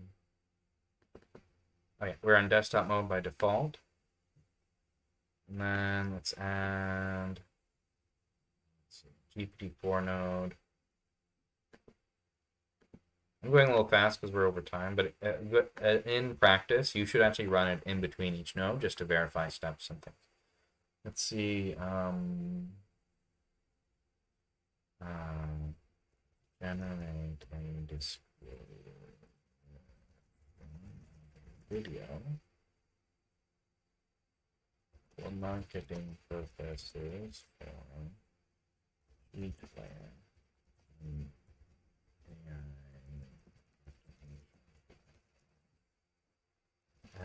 Makes it easy as possible to build and scale agents. Sorry. When you get the idea, you generate your own description. Let's say, do not include and describe the content and direction of the video. And then where it says type output or true, it should be enough. Let's see. Well, we can like oops, what did I just click? Uh, hope I didn't break anything. We'll find out. Okay, yeah. So like what I was saying is we'll find out. We'll we'll trial and error.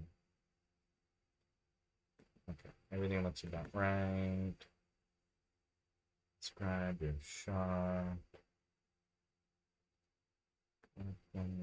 Whoa, did I close it? Oops. No, I closed it. Oh, did I? Hold on.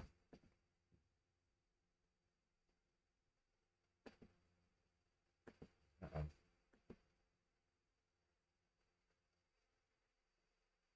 Oh, I should have saved it. That's okay. I'll just rebuild it. Okay.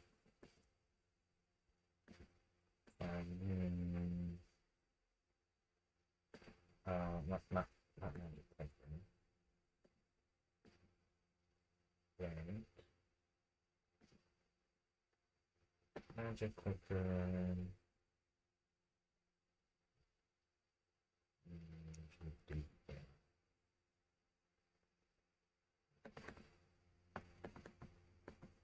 Um, 30.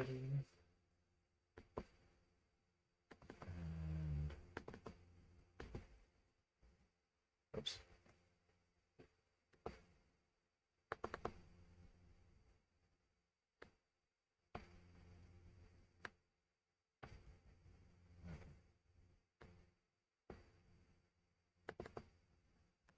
And then let's see. Generate.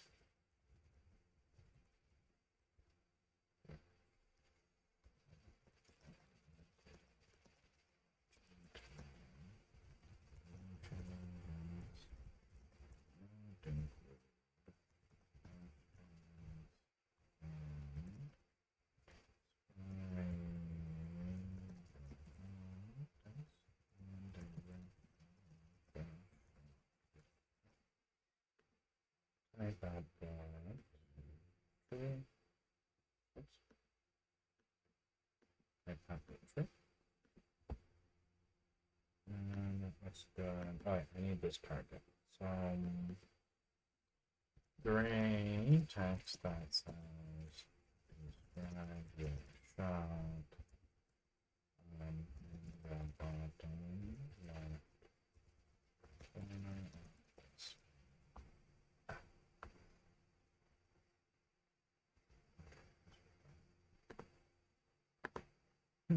Let's check everything. 30. There's my friend still. Everything's working. And then Control R.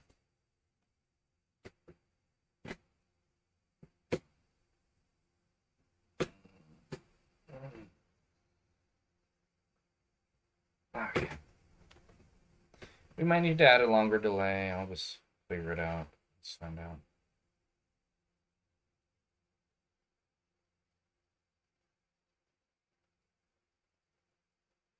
Oh yeah, so let go of the mouse and things. Let it automate things so you don't accidentally cancel it. If you accidentally move the mouse, it can cancel the automation.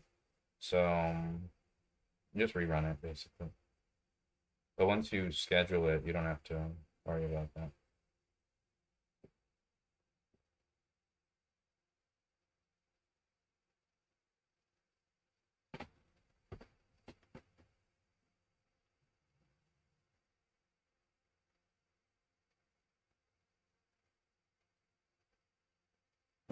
I have to be in the script and see.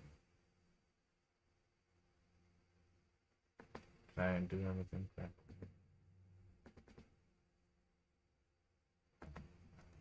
Under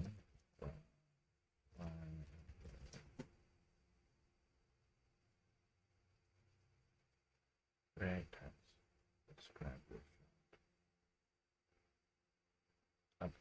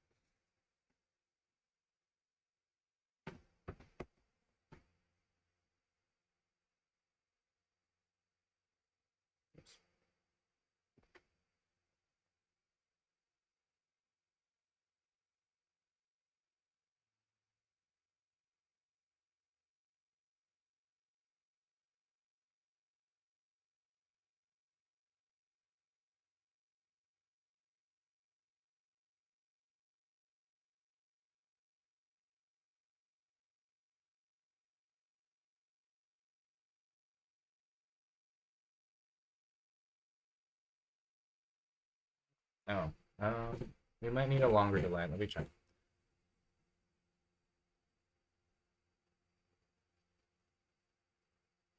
Let's see.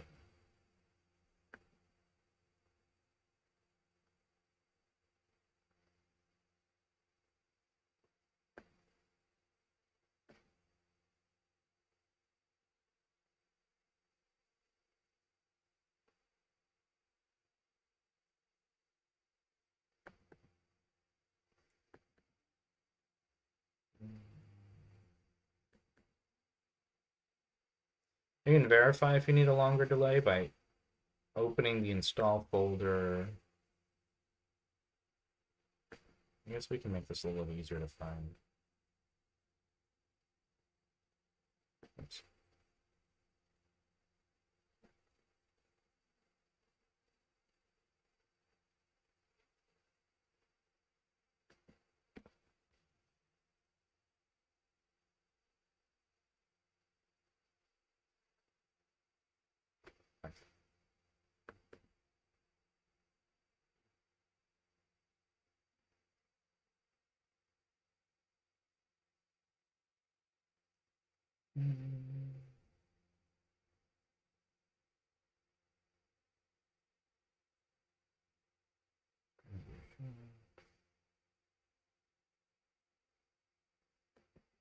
Let's see.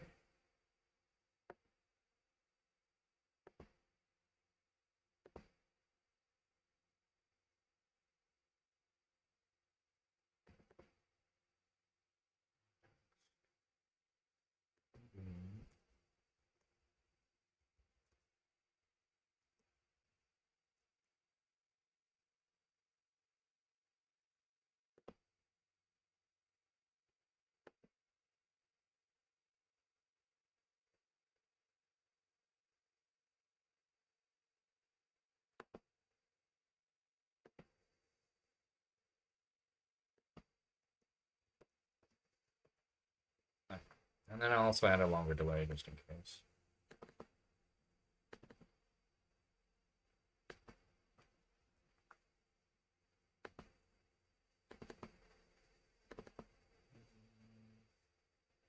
It's bad.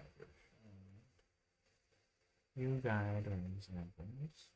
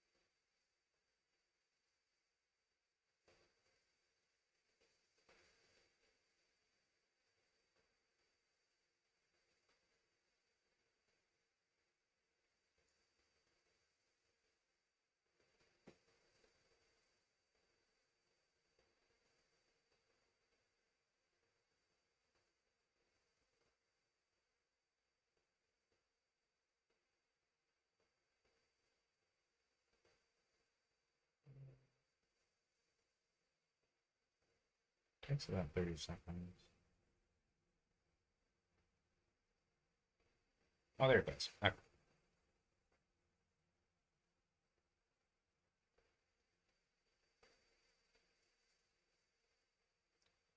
So the process that I just went through is the trial and error process you'll probably have to go through when describing targets, or you might not have to if it's very clear, like there's a lot of light gray text on the page and things. If it's very clear what it is, then most times you don't need to, but sometimes you need to be more discerning. Like I just like described it in more detail. And imagine that like you're teaching a very dumb person, like it's not as good as a human. It's like yet, but you can teach them if you're just like give them enough examples, and then it can be even better than a human because they can run 24/7. And then in future models, it'll probably be better than humans. So for now, just imagine it's not very smart and you have to be very explicit in your targets and things. And so you might have to run it a few times until you get it and then test it, like run it again. You might like, just because sometimes the screen itself changes. Sometimes there are like ads and stuff pops up and stuff. So you just, if you, the thing is that other tools don't let you edit the targets. So when you edit the targets, they break. But we allow you to make the targets more or less discerning. So both are useful. If the targets are more general, that's useful because, for example, I'm going to click the generate button next. If we just say generate button instead of blue generate button, I'm probably going to say blue generate button in this case, but we can try generate button. Then it'll, even if they change the color to red or they move it around the screen, for example, that works with our TikTok agent. We use like a select button, and they moved it around the screen like several times now in the last few months, and it still finds it and clicks it. So our targets, if your targets are less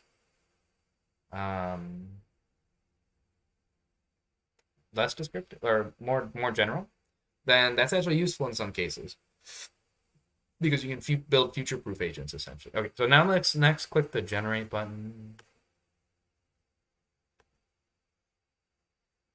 Oh yeah, let me save this. File save.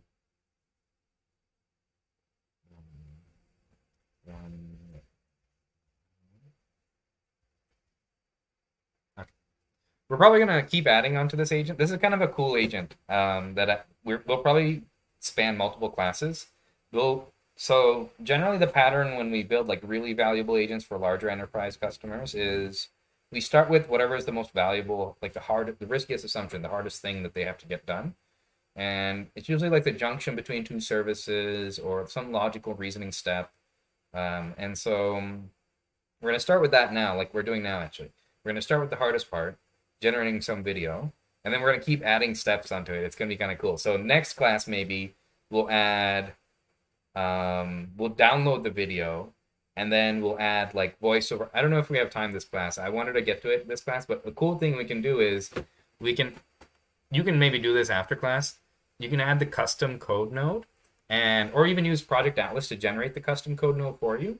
And that's how we did our TikTok agent. So I just asked it to generate a video, download this YouTube video and add like voiceovers generate a video and add voiceovers and text overlays. And it generated custom Python code to actually edit the video and generate overlays and like whatever style you can find online, it can replicate that. So I wanted to show you a quick example where you can actually just go to ChatGPT and tell it to generate Python code that takes this and generates this, and you can paste it into this node and just quickly try this out for now. Project Atlas is probably the way we'll go for the future, so you don't have to use ChatGPT, but I want to show you like an example maybe. I don't think we have time this class, but you can maybe, if you have time, try it after class. This custom node can run any Python code. You can try print hello world, that's a simple example, but you can ask, after you generate the video and download it, to download it, you need to scrape it, and then you can get the video URL. So once you download it, you can ask ChatGPT to take the video and do whatever you want with it, like cut it up into pieces, add voiceovers, sellingcheatlayer.com with like fancy viral subtitles and things like that, and whatever you can imagine actually. So that's really opens up the solution space because it can access any Python library in the cloud version. It's like a sandbox that can install any Python library, including large machine learning. It can train its own machine learning models. That it knows how to write the code to do that in PyTorch. So, well, it can't do it in our cloud because we don't have GPUs. But if you had a GPU, you could set it up in your GPU cloud, and it could even train machine learning models. So I don't think I'll have time for that this class, but probably like later this next week when I live stream, I'll maybe go over that next. Because we're building this literally for ourselves. I am excited to build this actually. We're gonna be starting to ship videos selling CheatLayer on our TikTok accounts and giving them to our creators in our creator program to start shipping, and we'll start paying them. So it's really cool. So let me go back to this. Let's click the generate button. So the magic clicker again, and then the target is blue generate button. Okay. And then Blue button, maybe. I'll be more descriptive. Blue button that says generate. I don't think we need to be more descriptive because there's only one blue button, but yeah, you can try it later. See what it does. You don't need to say blue actually. You can make it more future proof where it says generate button. Yeah. Generate in white text. Then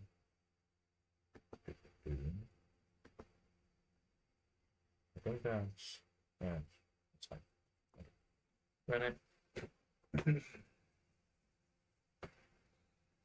And the click step takes a while because we do like extra things now in the click step. So we run like 3 models at the same time and like a hierarchy of selections and voting um, and it runs part of it locally now too. But it's really robust, so it's useful. Okay. After you get the prompt.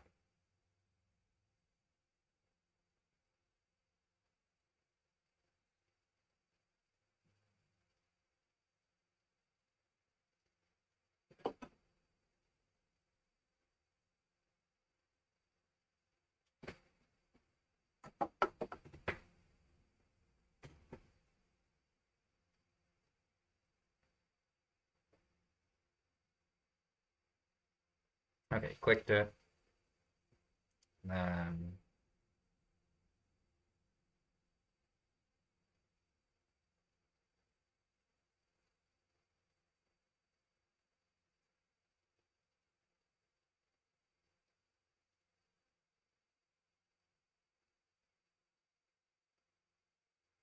okay.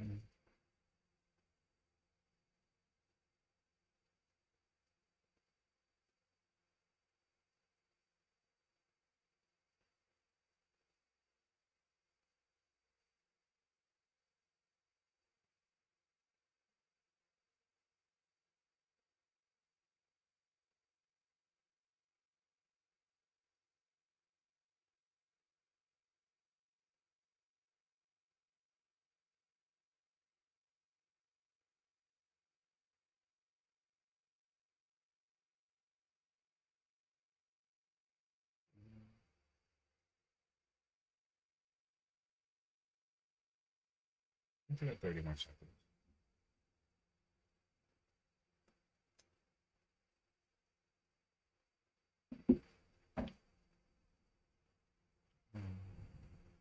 Let's see. Oh, you can also figure out what it's looking at if you go into the install folder. Oh, interesting. It's like multiple little things there.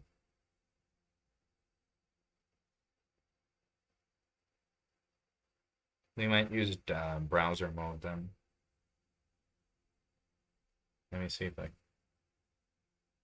do that.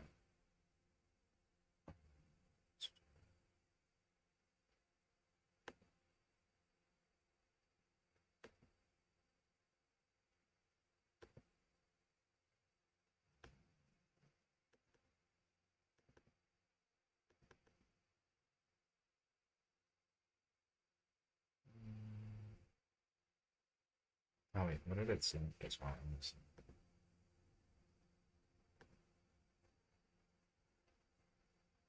Oops.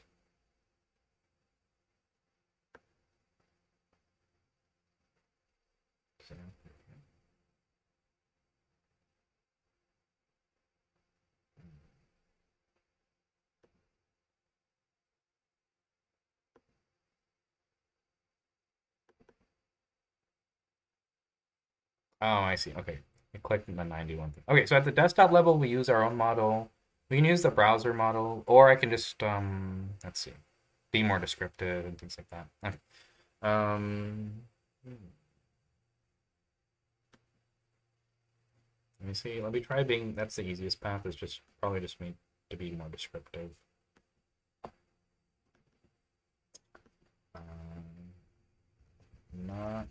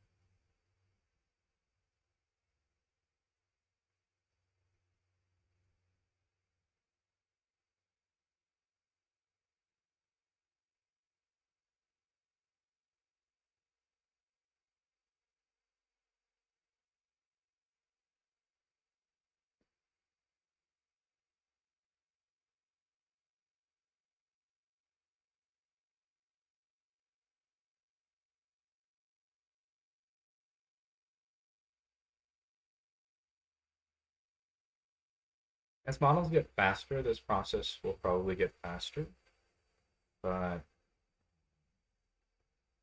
it's currently required to take a little bit, like a few extra seconds, because I'm not really spending time optimizing for time right now. We could spend time optimizing for time. We're spending time optimizing for accuracy, in tests for clicking and like actually getting things correctly, and that's now 100% accurate, and if your targets are correct, basically. So,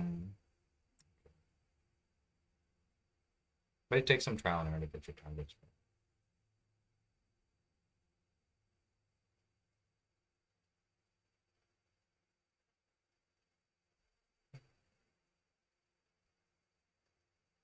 This one we'll use browser mode.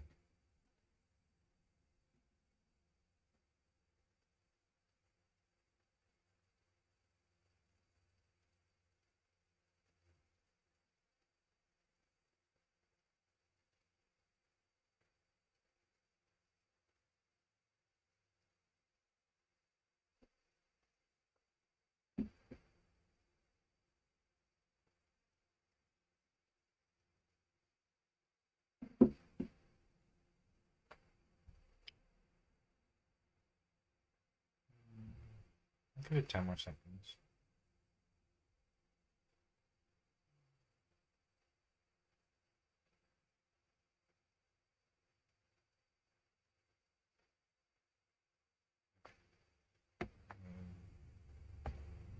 Maybe I can help it out.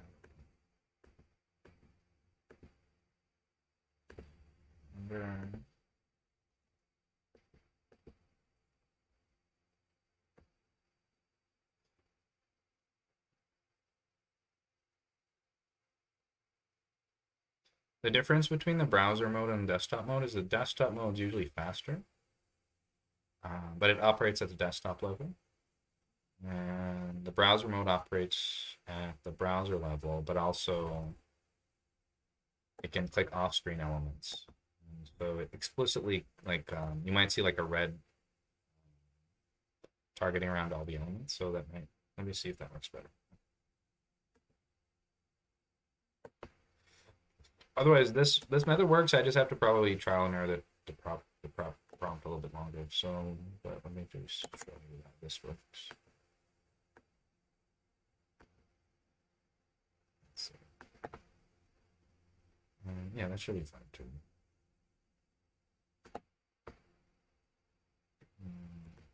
We might not do this one. Okay.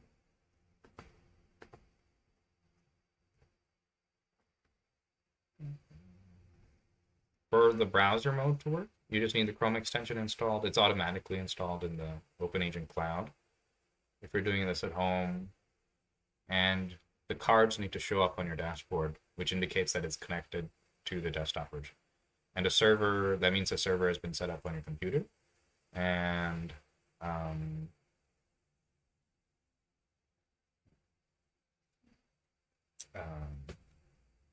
that allows us to click off-screen elements, connect, and use browser mode, basically.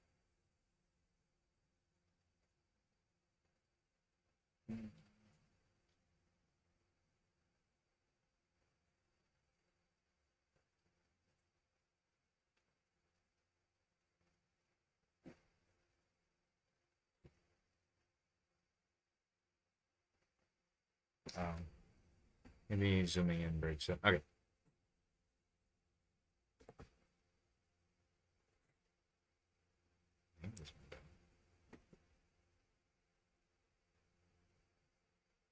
Oh, my bad. I got out of full screen mode. Okay, let me get back to full screen mode.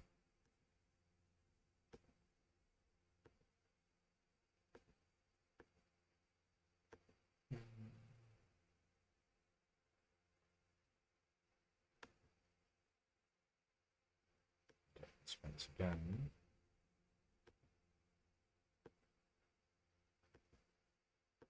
This might be enough.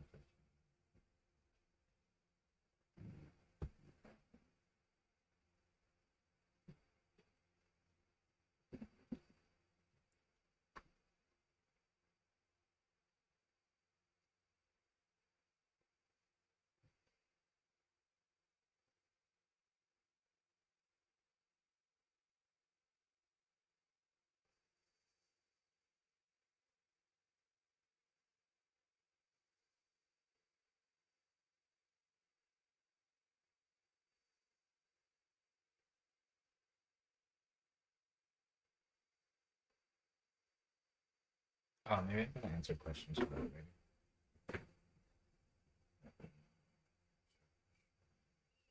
Oh, I never got into the thing. Okay.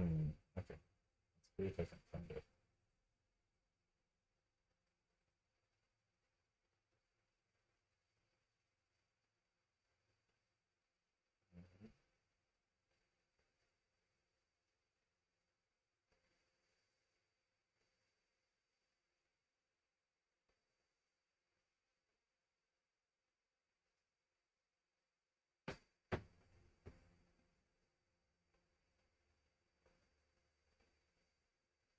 It's odd that I can't see it.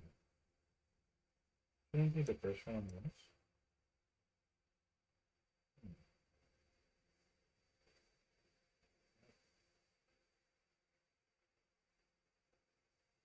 Nope, I'm still streaming. That'd be funny if I stopped streaming a while ago. I'm not streaming to anyone. That'd be funny.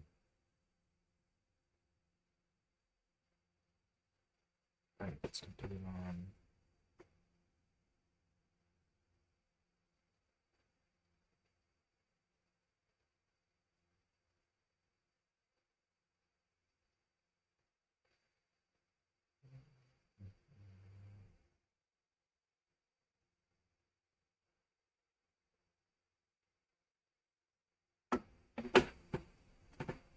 I'm gonna have to work more on this target.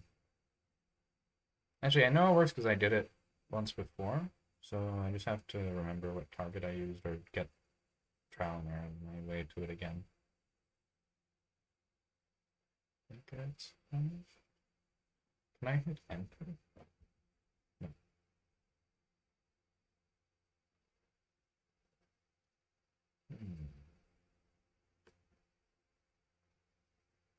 Let's see.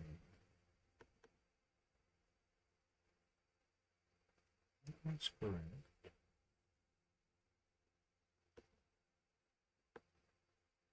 What did we have here? Oh, I deleted some. Okay, let me go back and see.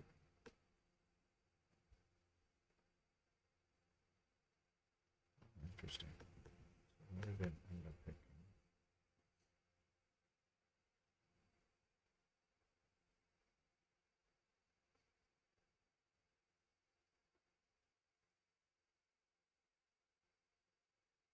Oh, oh, maybe it closed something. That's weird.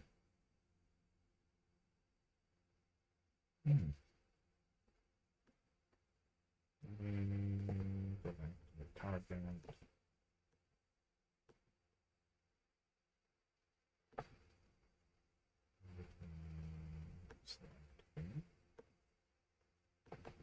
Alright, alright. Blue button. Let's see. In the bottom middle. Let's see. That says I don't think that.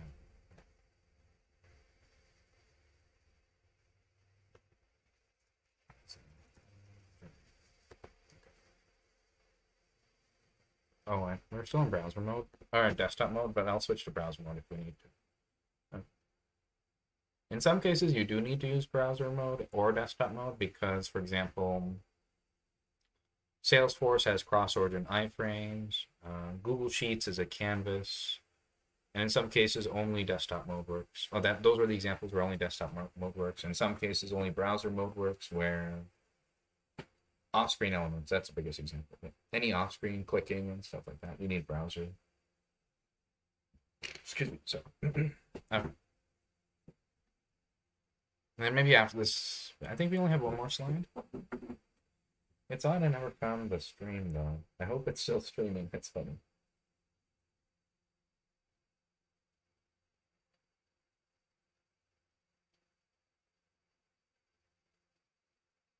Oh, it's there. Okay, big. Oops.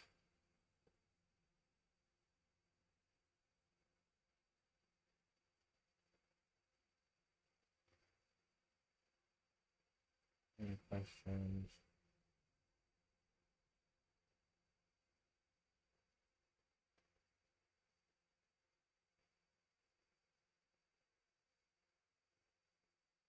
I recommend using OpenAgent Cloud. It comes with everything installed if you have install issues. Everything's pre-installed and things like that. That should make it easy. Are these able to learn? I'm answering questions now. So. Oh, it finished. Cool. I clicked the button. I guess I needed to describe where the button was. So, okay. While that's going, let me answer questions maybe. Are these agents able to learn from experience like trading agents that have on each? Yes. That's how we got our trading agent to actually make money. Like at first, in the first few months when I was running the trading agent, I would back test it and then I would try to run it every morning on new trades, new possible charts and earnings reports and things. And then I would see if it would make a profit if I made the trade. And in the beginning, it didn't make a profit most of the time. But after I gave it enough rules and examples of things like what to do, like avoid pharmaceuticals, for example, pay attention to only tech stocks that have actual news, that have meaningful technologies, and aren't like vaporware, like quantum stuff. It's like a lot of stuff. Startups and actually just public companies actually just start with like buzzwords like that just to raise money and rip people off. So gotta watch out for that. Good morning. When I say next time I open turn, there's something. No, I have to use ChatGPT notes in the cheat code. Oh, I would contact support for specific questions, and they can help you. Oh, but there's like subscribers have access to a calendar if you get stuck on things. Still, we're still in beta, so there might be some bugs because I'm still working on like there are some bugs I'm still fixing for the launch. So try to record a video and contact support at cheatlayer.com if you encounter any like saving or whatever issues, and I'll figure that out. Or hopefully before the launch we'll figure it out.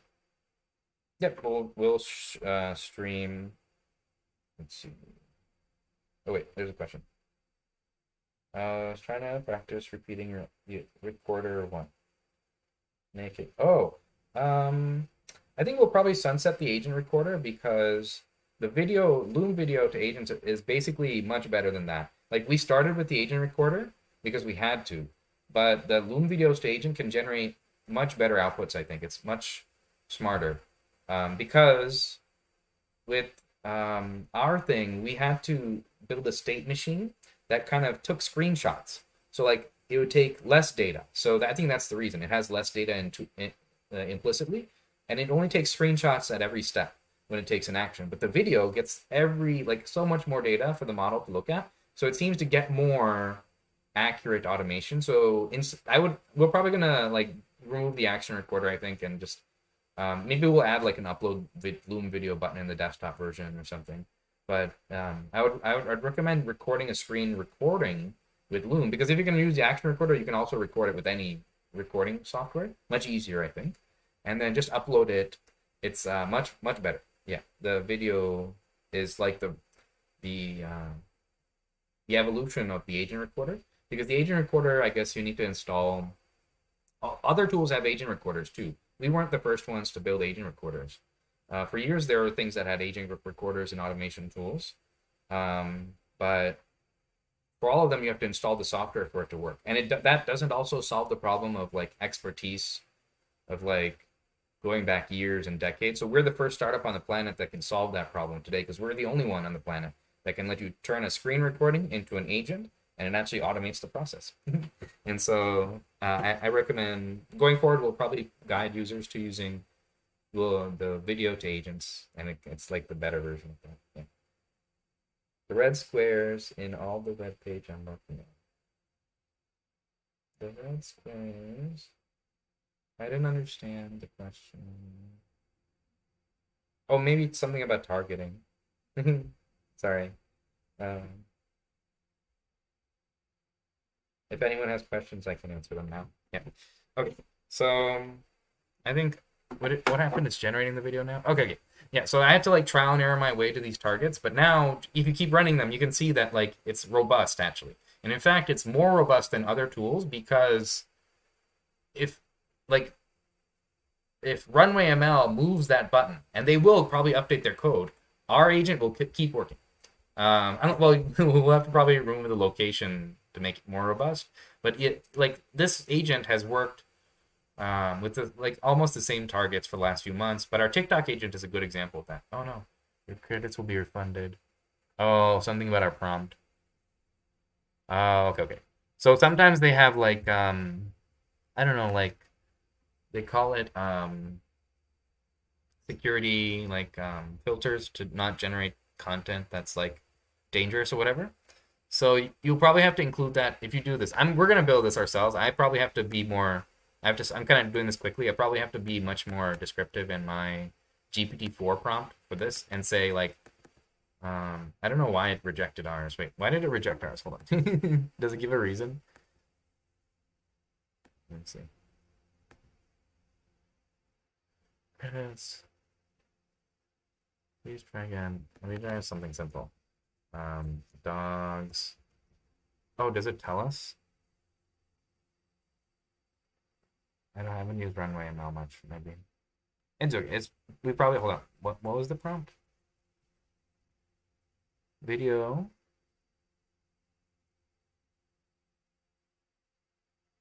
Oh, okay. Probably doesn't even make sense. It's like, oh, okay. I think it's okay. I should make it actually describe a video. So I'll probably work on this prompt. I'm not gonna like workshop all the prompts here today. I just want to show you the basics so that we go through the process of actually building the agent. And you can workshop the prompt to like maybe yours worked or something because you're talking about your business. And so maybe like it doesn't allow, I don't know, automation or something. But like they have like weird filters for like politics and like explicit material and things like that. So we'll probably have to edit our prompt to say don't say anything about that. And I think they should do that. Why don't they just prevent that and or have an option for that maybe? Do they? Let's see. Remove from no, that's okay. All right. I think that's enough for now. I built it. I just built the agent functionally, but we'll have to go back and maybe in the next class, next live stream, I'm gonna build this agent ourselves for ourselves anyway. So I'll show you what prompt worked for this to generate this stuff. I've gotten it to work before. I don't know why it rejected it this time, but I don't remember my old prompt, so I'll probably have to work on the prompt. Okay. So, but Runway ML works. You can try it yourself. And then let's go back here.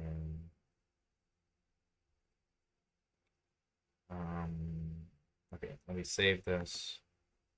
So for it to show up for you to schedule it, just save it in your home directory. You can call it TikTok agent. Because eventually we're going to keep adding steps to this. So after it works and finishes and generates the video, we're going to download it. And then maybe the next stream, we're going to add like custom stylings to the video. So we're going to add like voiceovers and text overlays and make it look like one of those viral styles that are doing well. And then we're going to even upload it to TikTok and then YouTube and keep adding steps to this one agent that's going to do like multiple different things for us. And actually deploy that across all of our instances and all of our creators in our creator program. So yeah, it'll be exciting. Okay. So we'll get there. We're building this together now, basically. Everyone is now caught up to us. So you now know how to build as much as I do. You have access to all of my bleeding edge technology. You have access to build everything we can build and even things we can't build, because frequently actually customers are finding things like that I didn't know was possible. For example, like the Project Atlas nodes. The solution space is infinite. Every Python library. So I'm sure people will discover interesting things that we didn't know were possible. Okay. So, I mean, it seems easier now to say the things we can't do. Like, we can't do, like, open-ended things like, go make me money on autopilot yet. That's going to be on our evals. But I think, conceivably, like, in the next few years, we will get a base model that we can just plug into OpenAgent Studio, and we can say things like, go make me money on autopilot. And since it has access to the scaffolding of automating everything, it'll actually figure out how to go and do that correctly. That's kind of exciting. So that's the direction we're going in.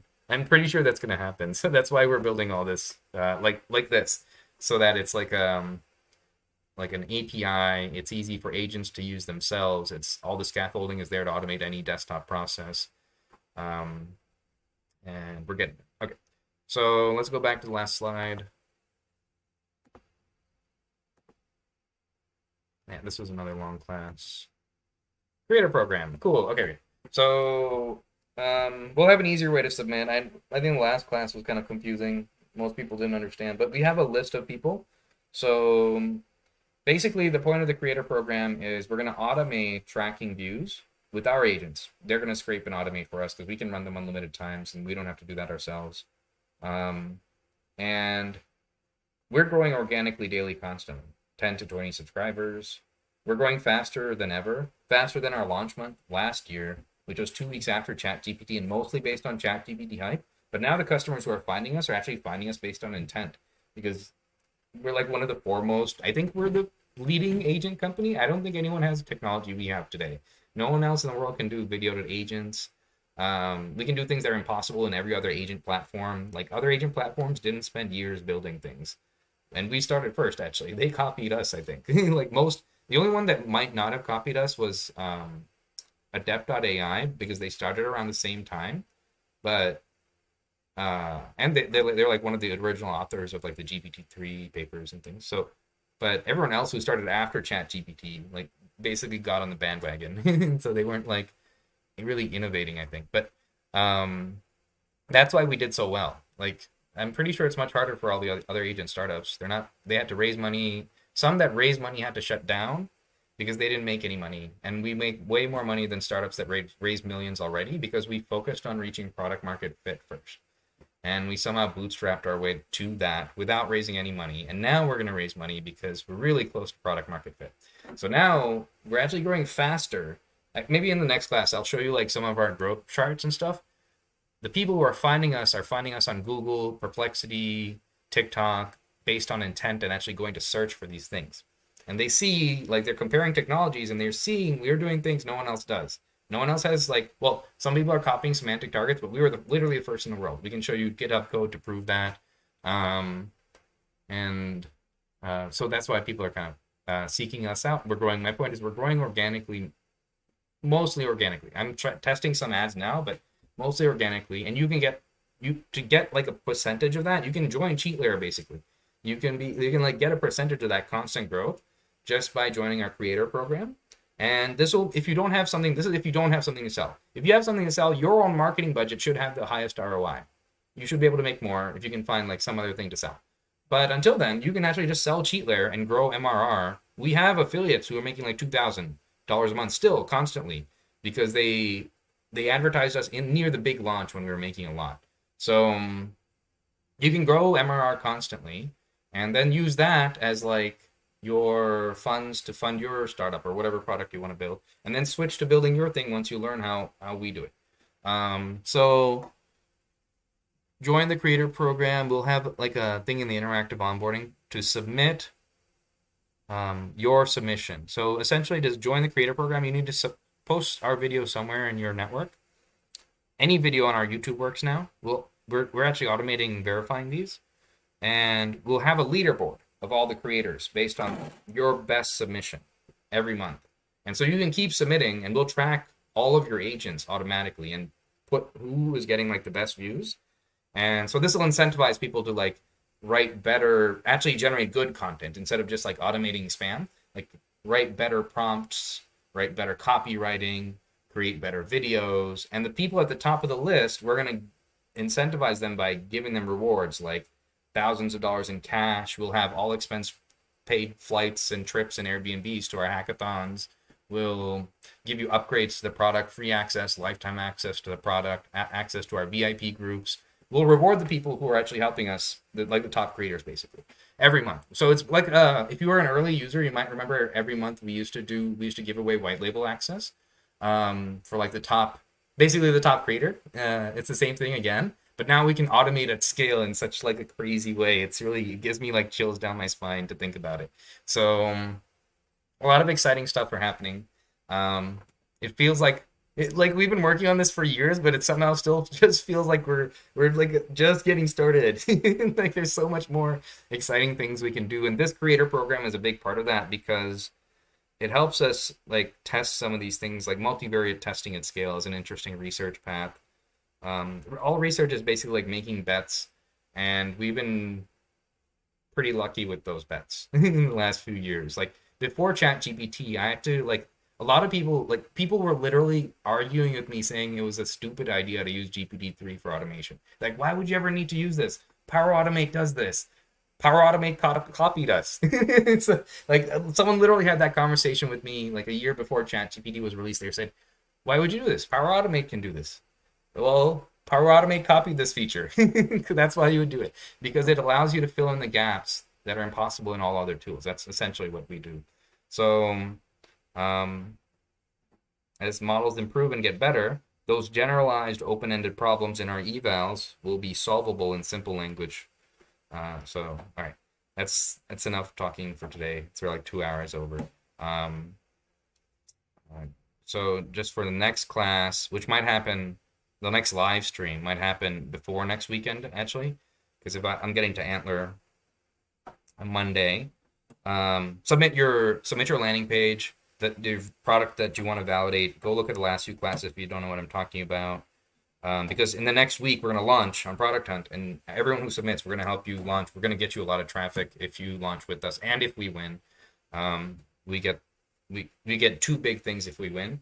The top of the page gets like backlinks and like traffic, thousands of views usually, but also the bigger win is getting into the email blast, and that gets millions of views. That's usually the big win. And then you guys can get, whoever submits a landing page to our Reddit, so our official Reddit, you can find the link on our documentation. And just submit your landing page. We had a user submit a really good one recently. And we'll link to all of these. We'll give a quick blurb. And if you actually have Stripe set up, you might make sales on our launch. So we'll help you guys launch. Okay, so this is like, some of these are really like, this is a good product. Some of these are actually solving meaningful products. So you guys, I think, really did a good job with finding urgent, frequent problems that build things that people solve or meaningful problems and build things that people want, basically. Okay, that's enough for today. You guys are now at the same level as me. We've caught up now. We're now going to switch to, instead of me teaching you, we're going to learn together. We're going to be building on the bleeding edge, the frontier of agents together. So now you guys can actually make discoveries and tell me what you discover with your agents at home. We're all on the bleeding edge now. You have access to all my technology, everything that we can do. You can go in directions that we don't have time to go. Research is basically making bets. So go make some exciting bets. All right, guys. I'll see you maybe sometime next week.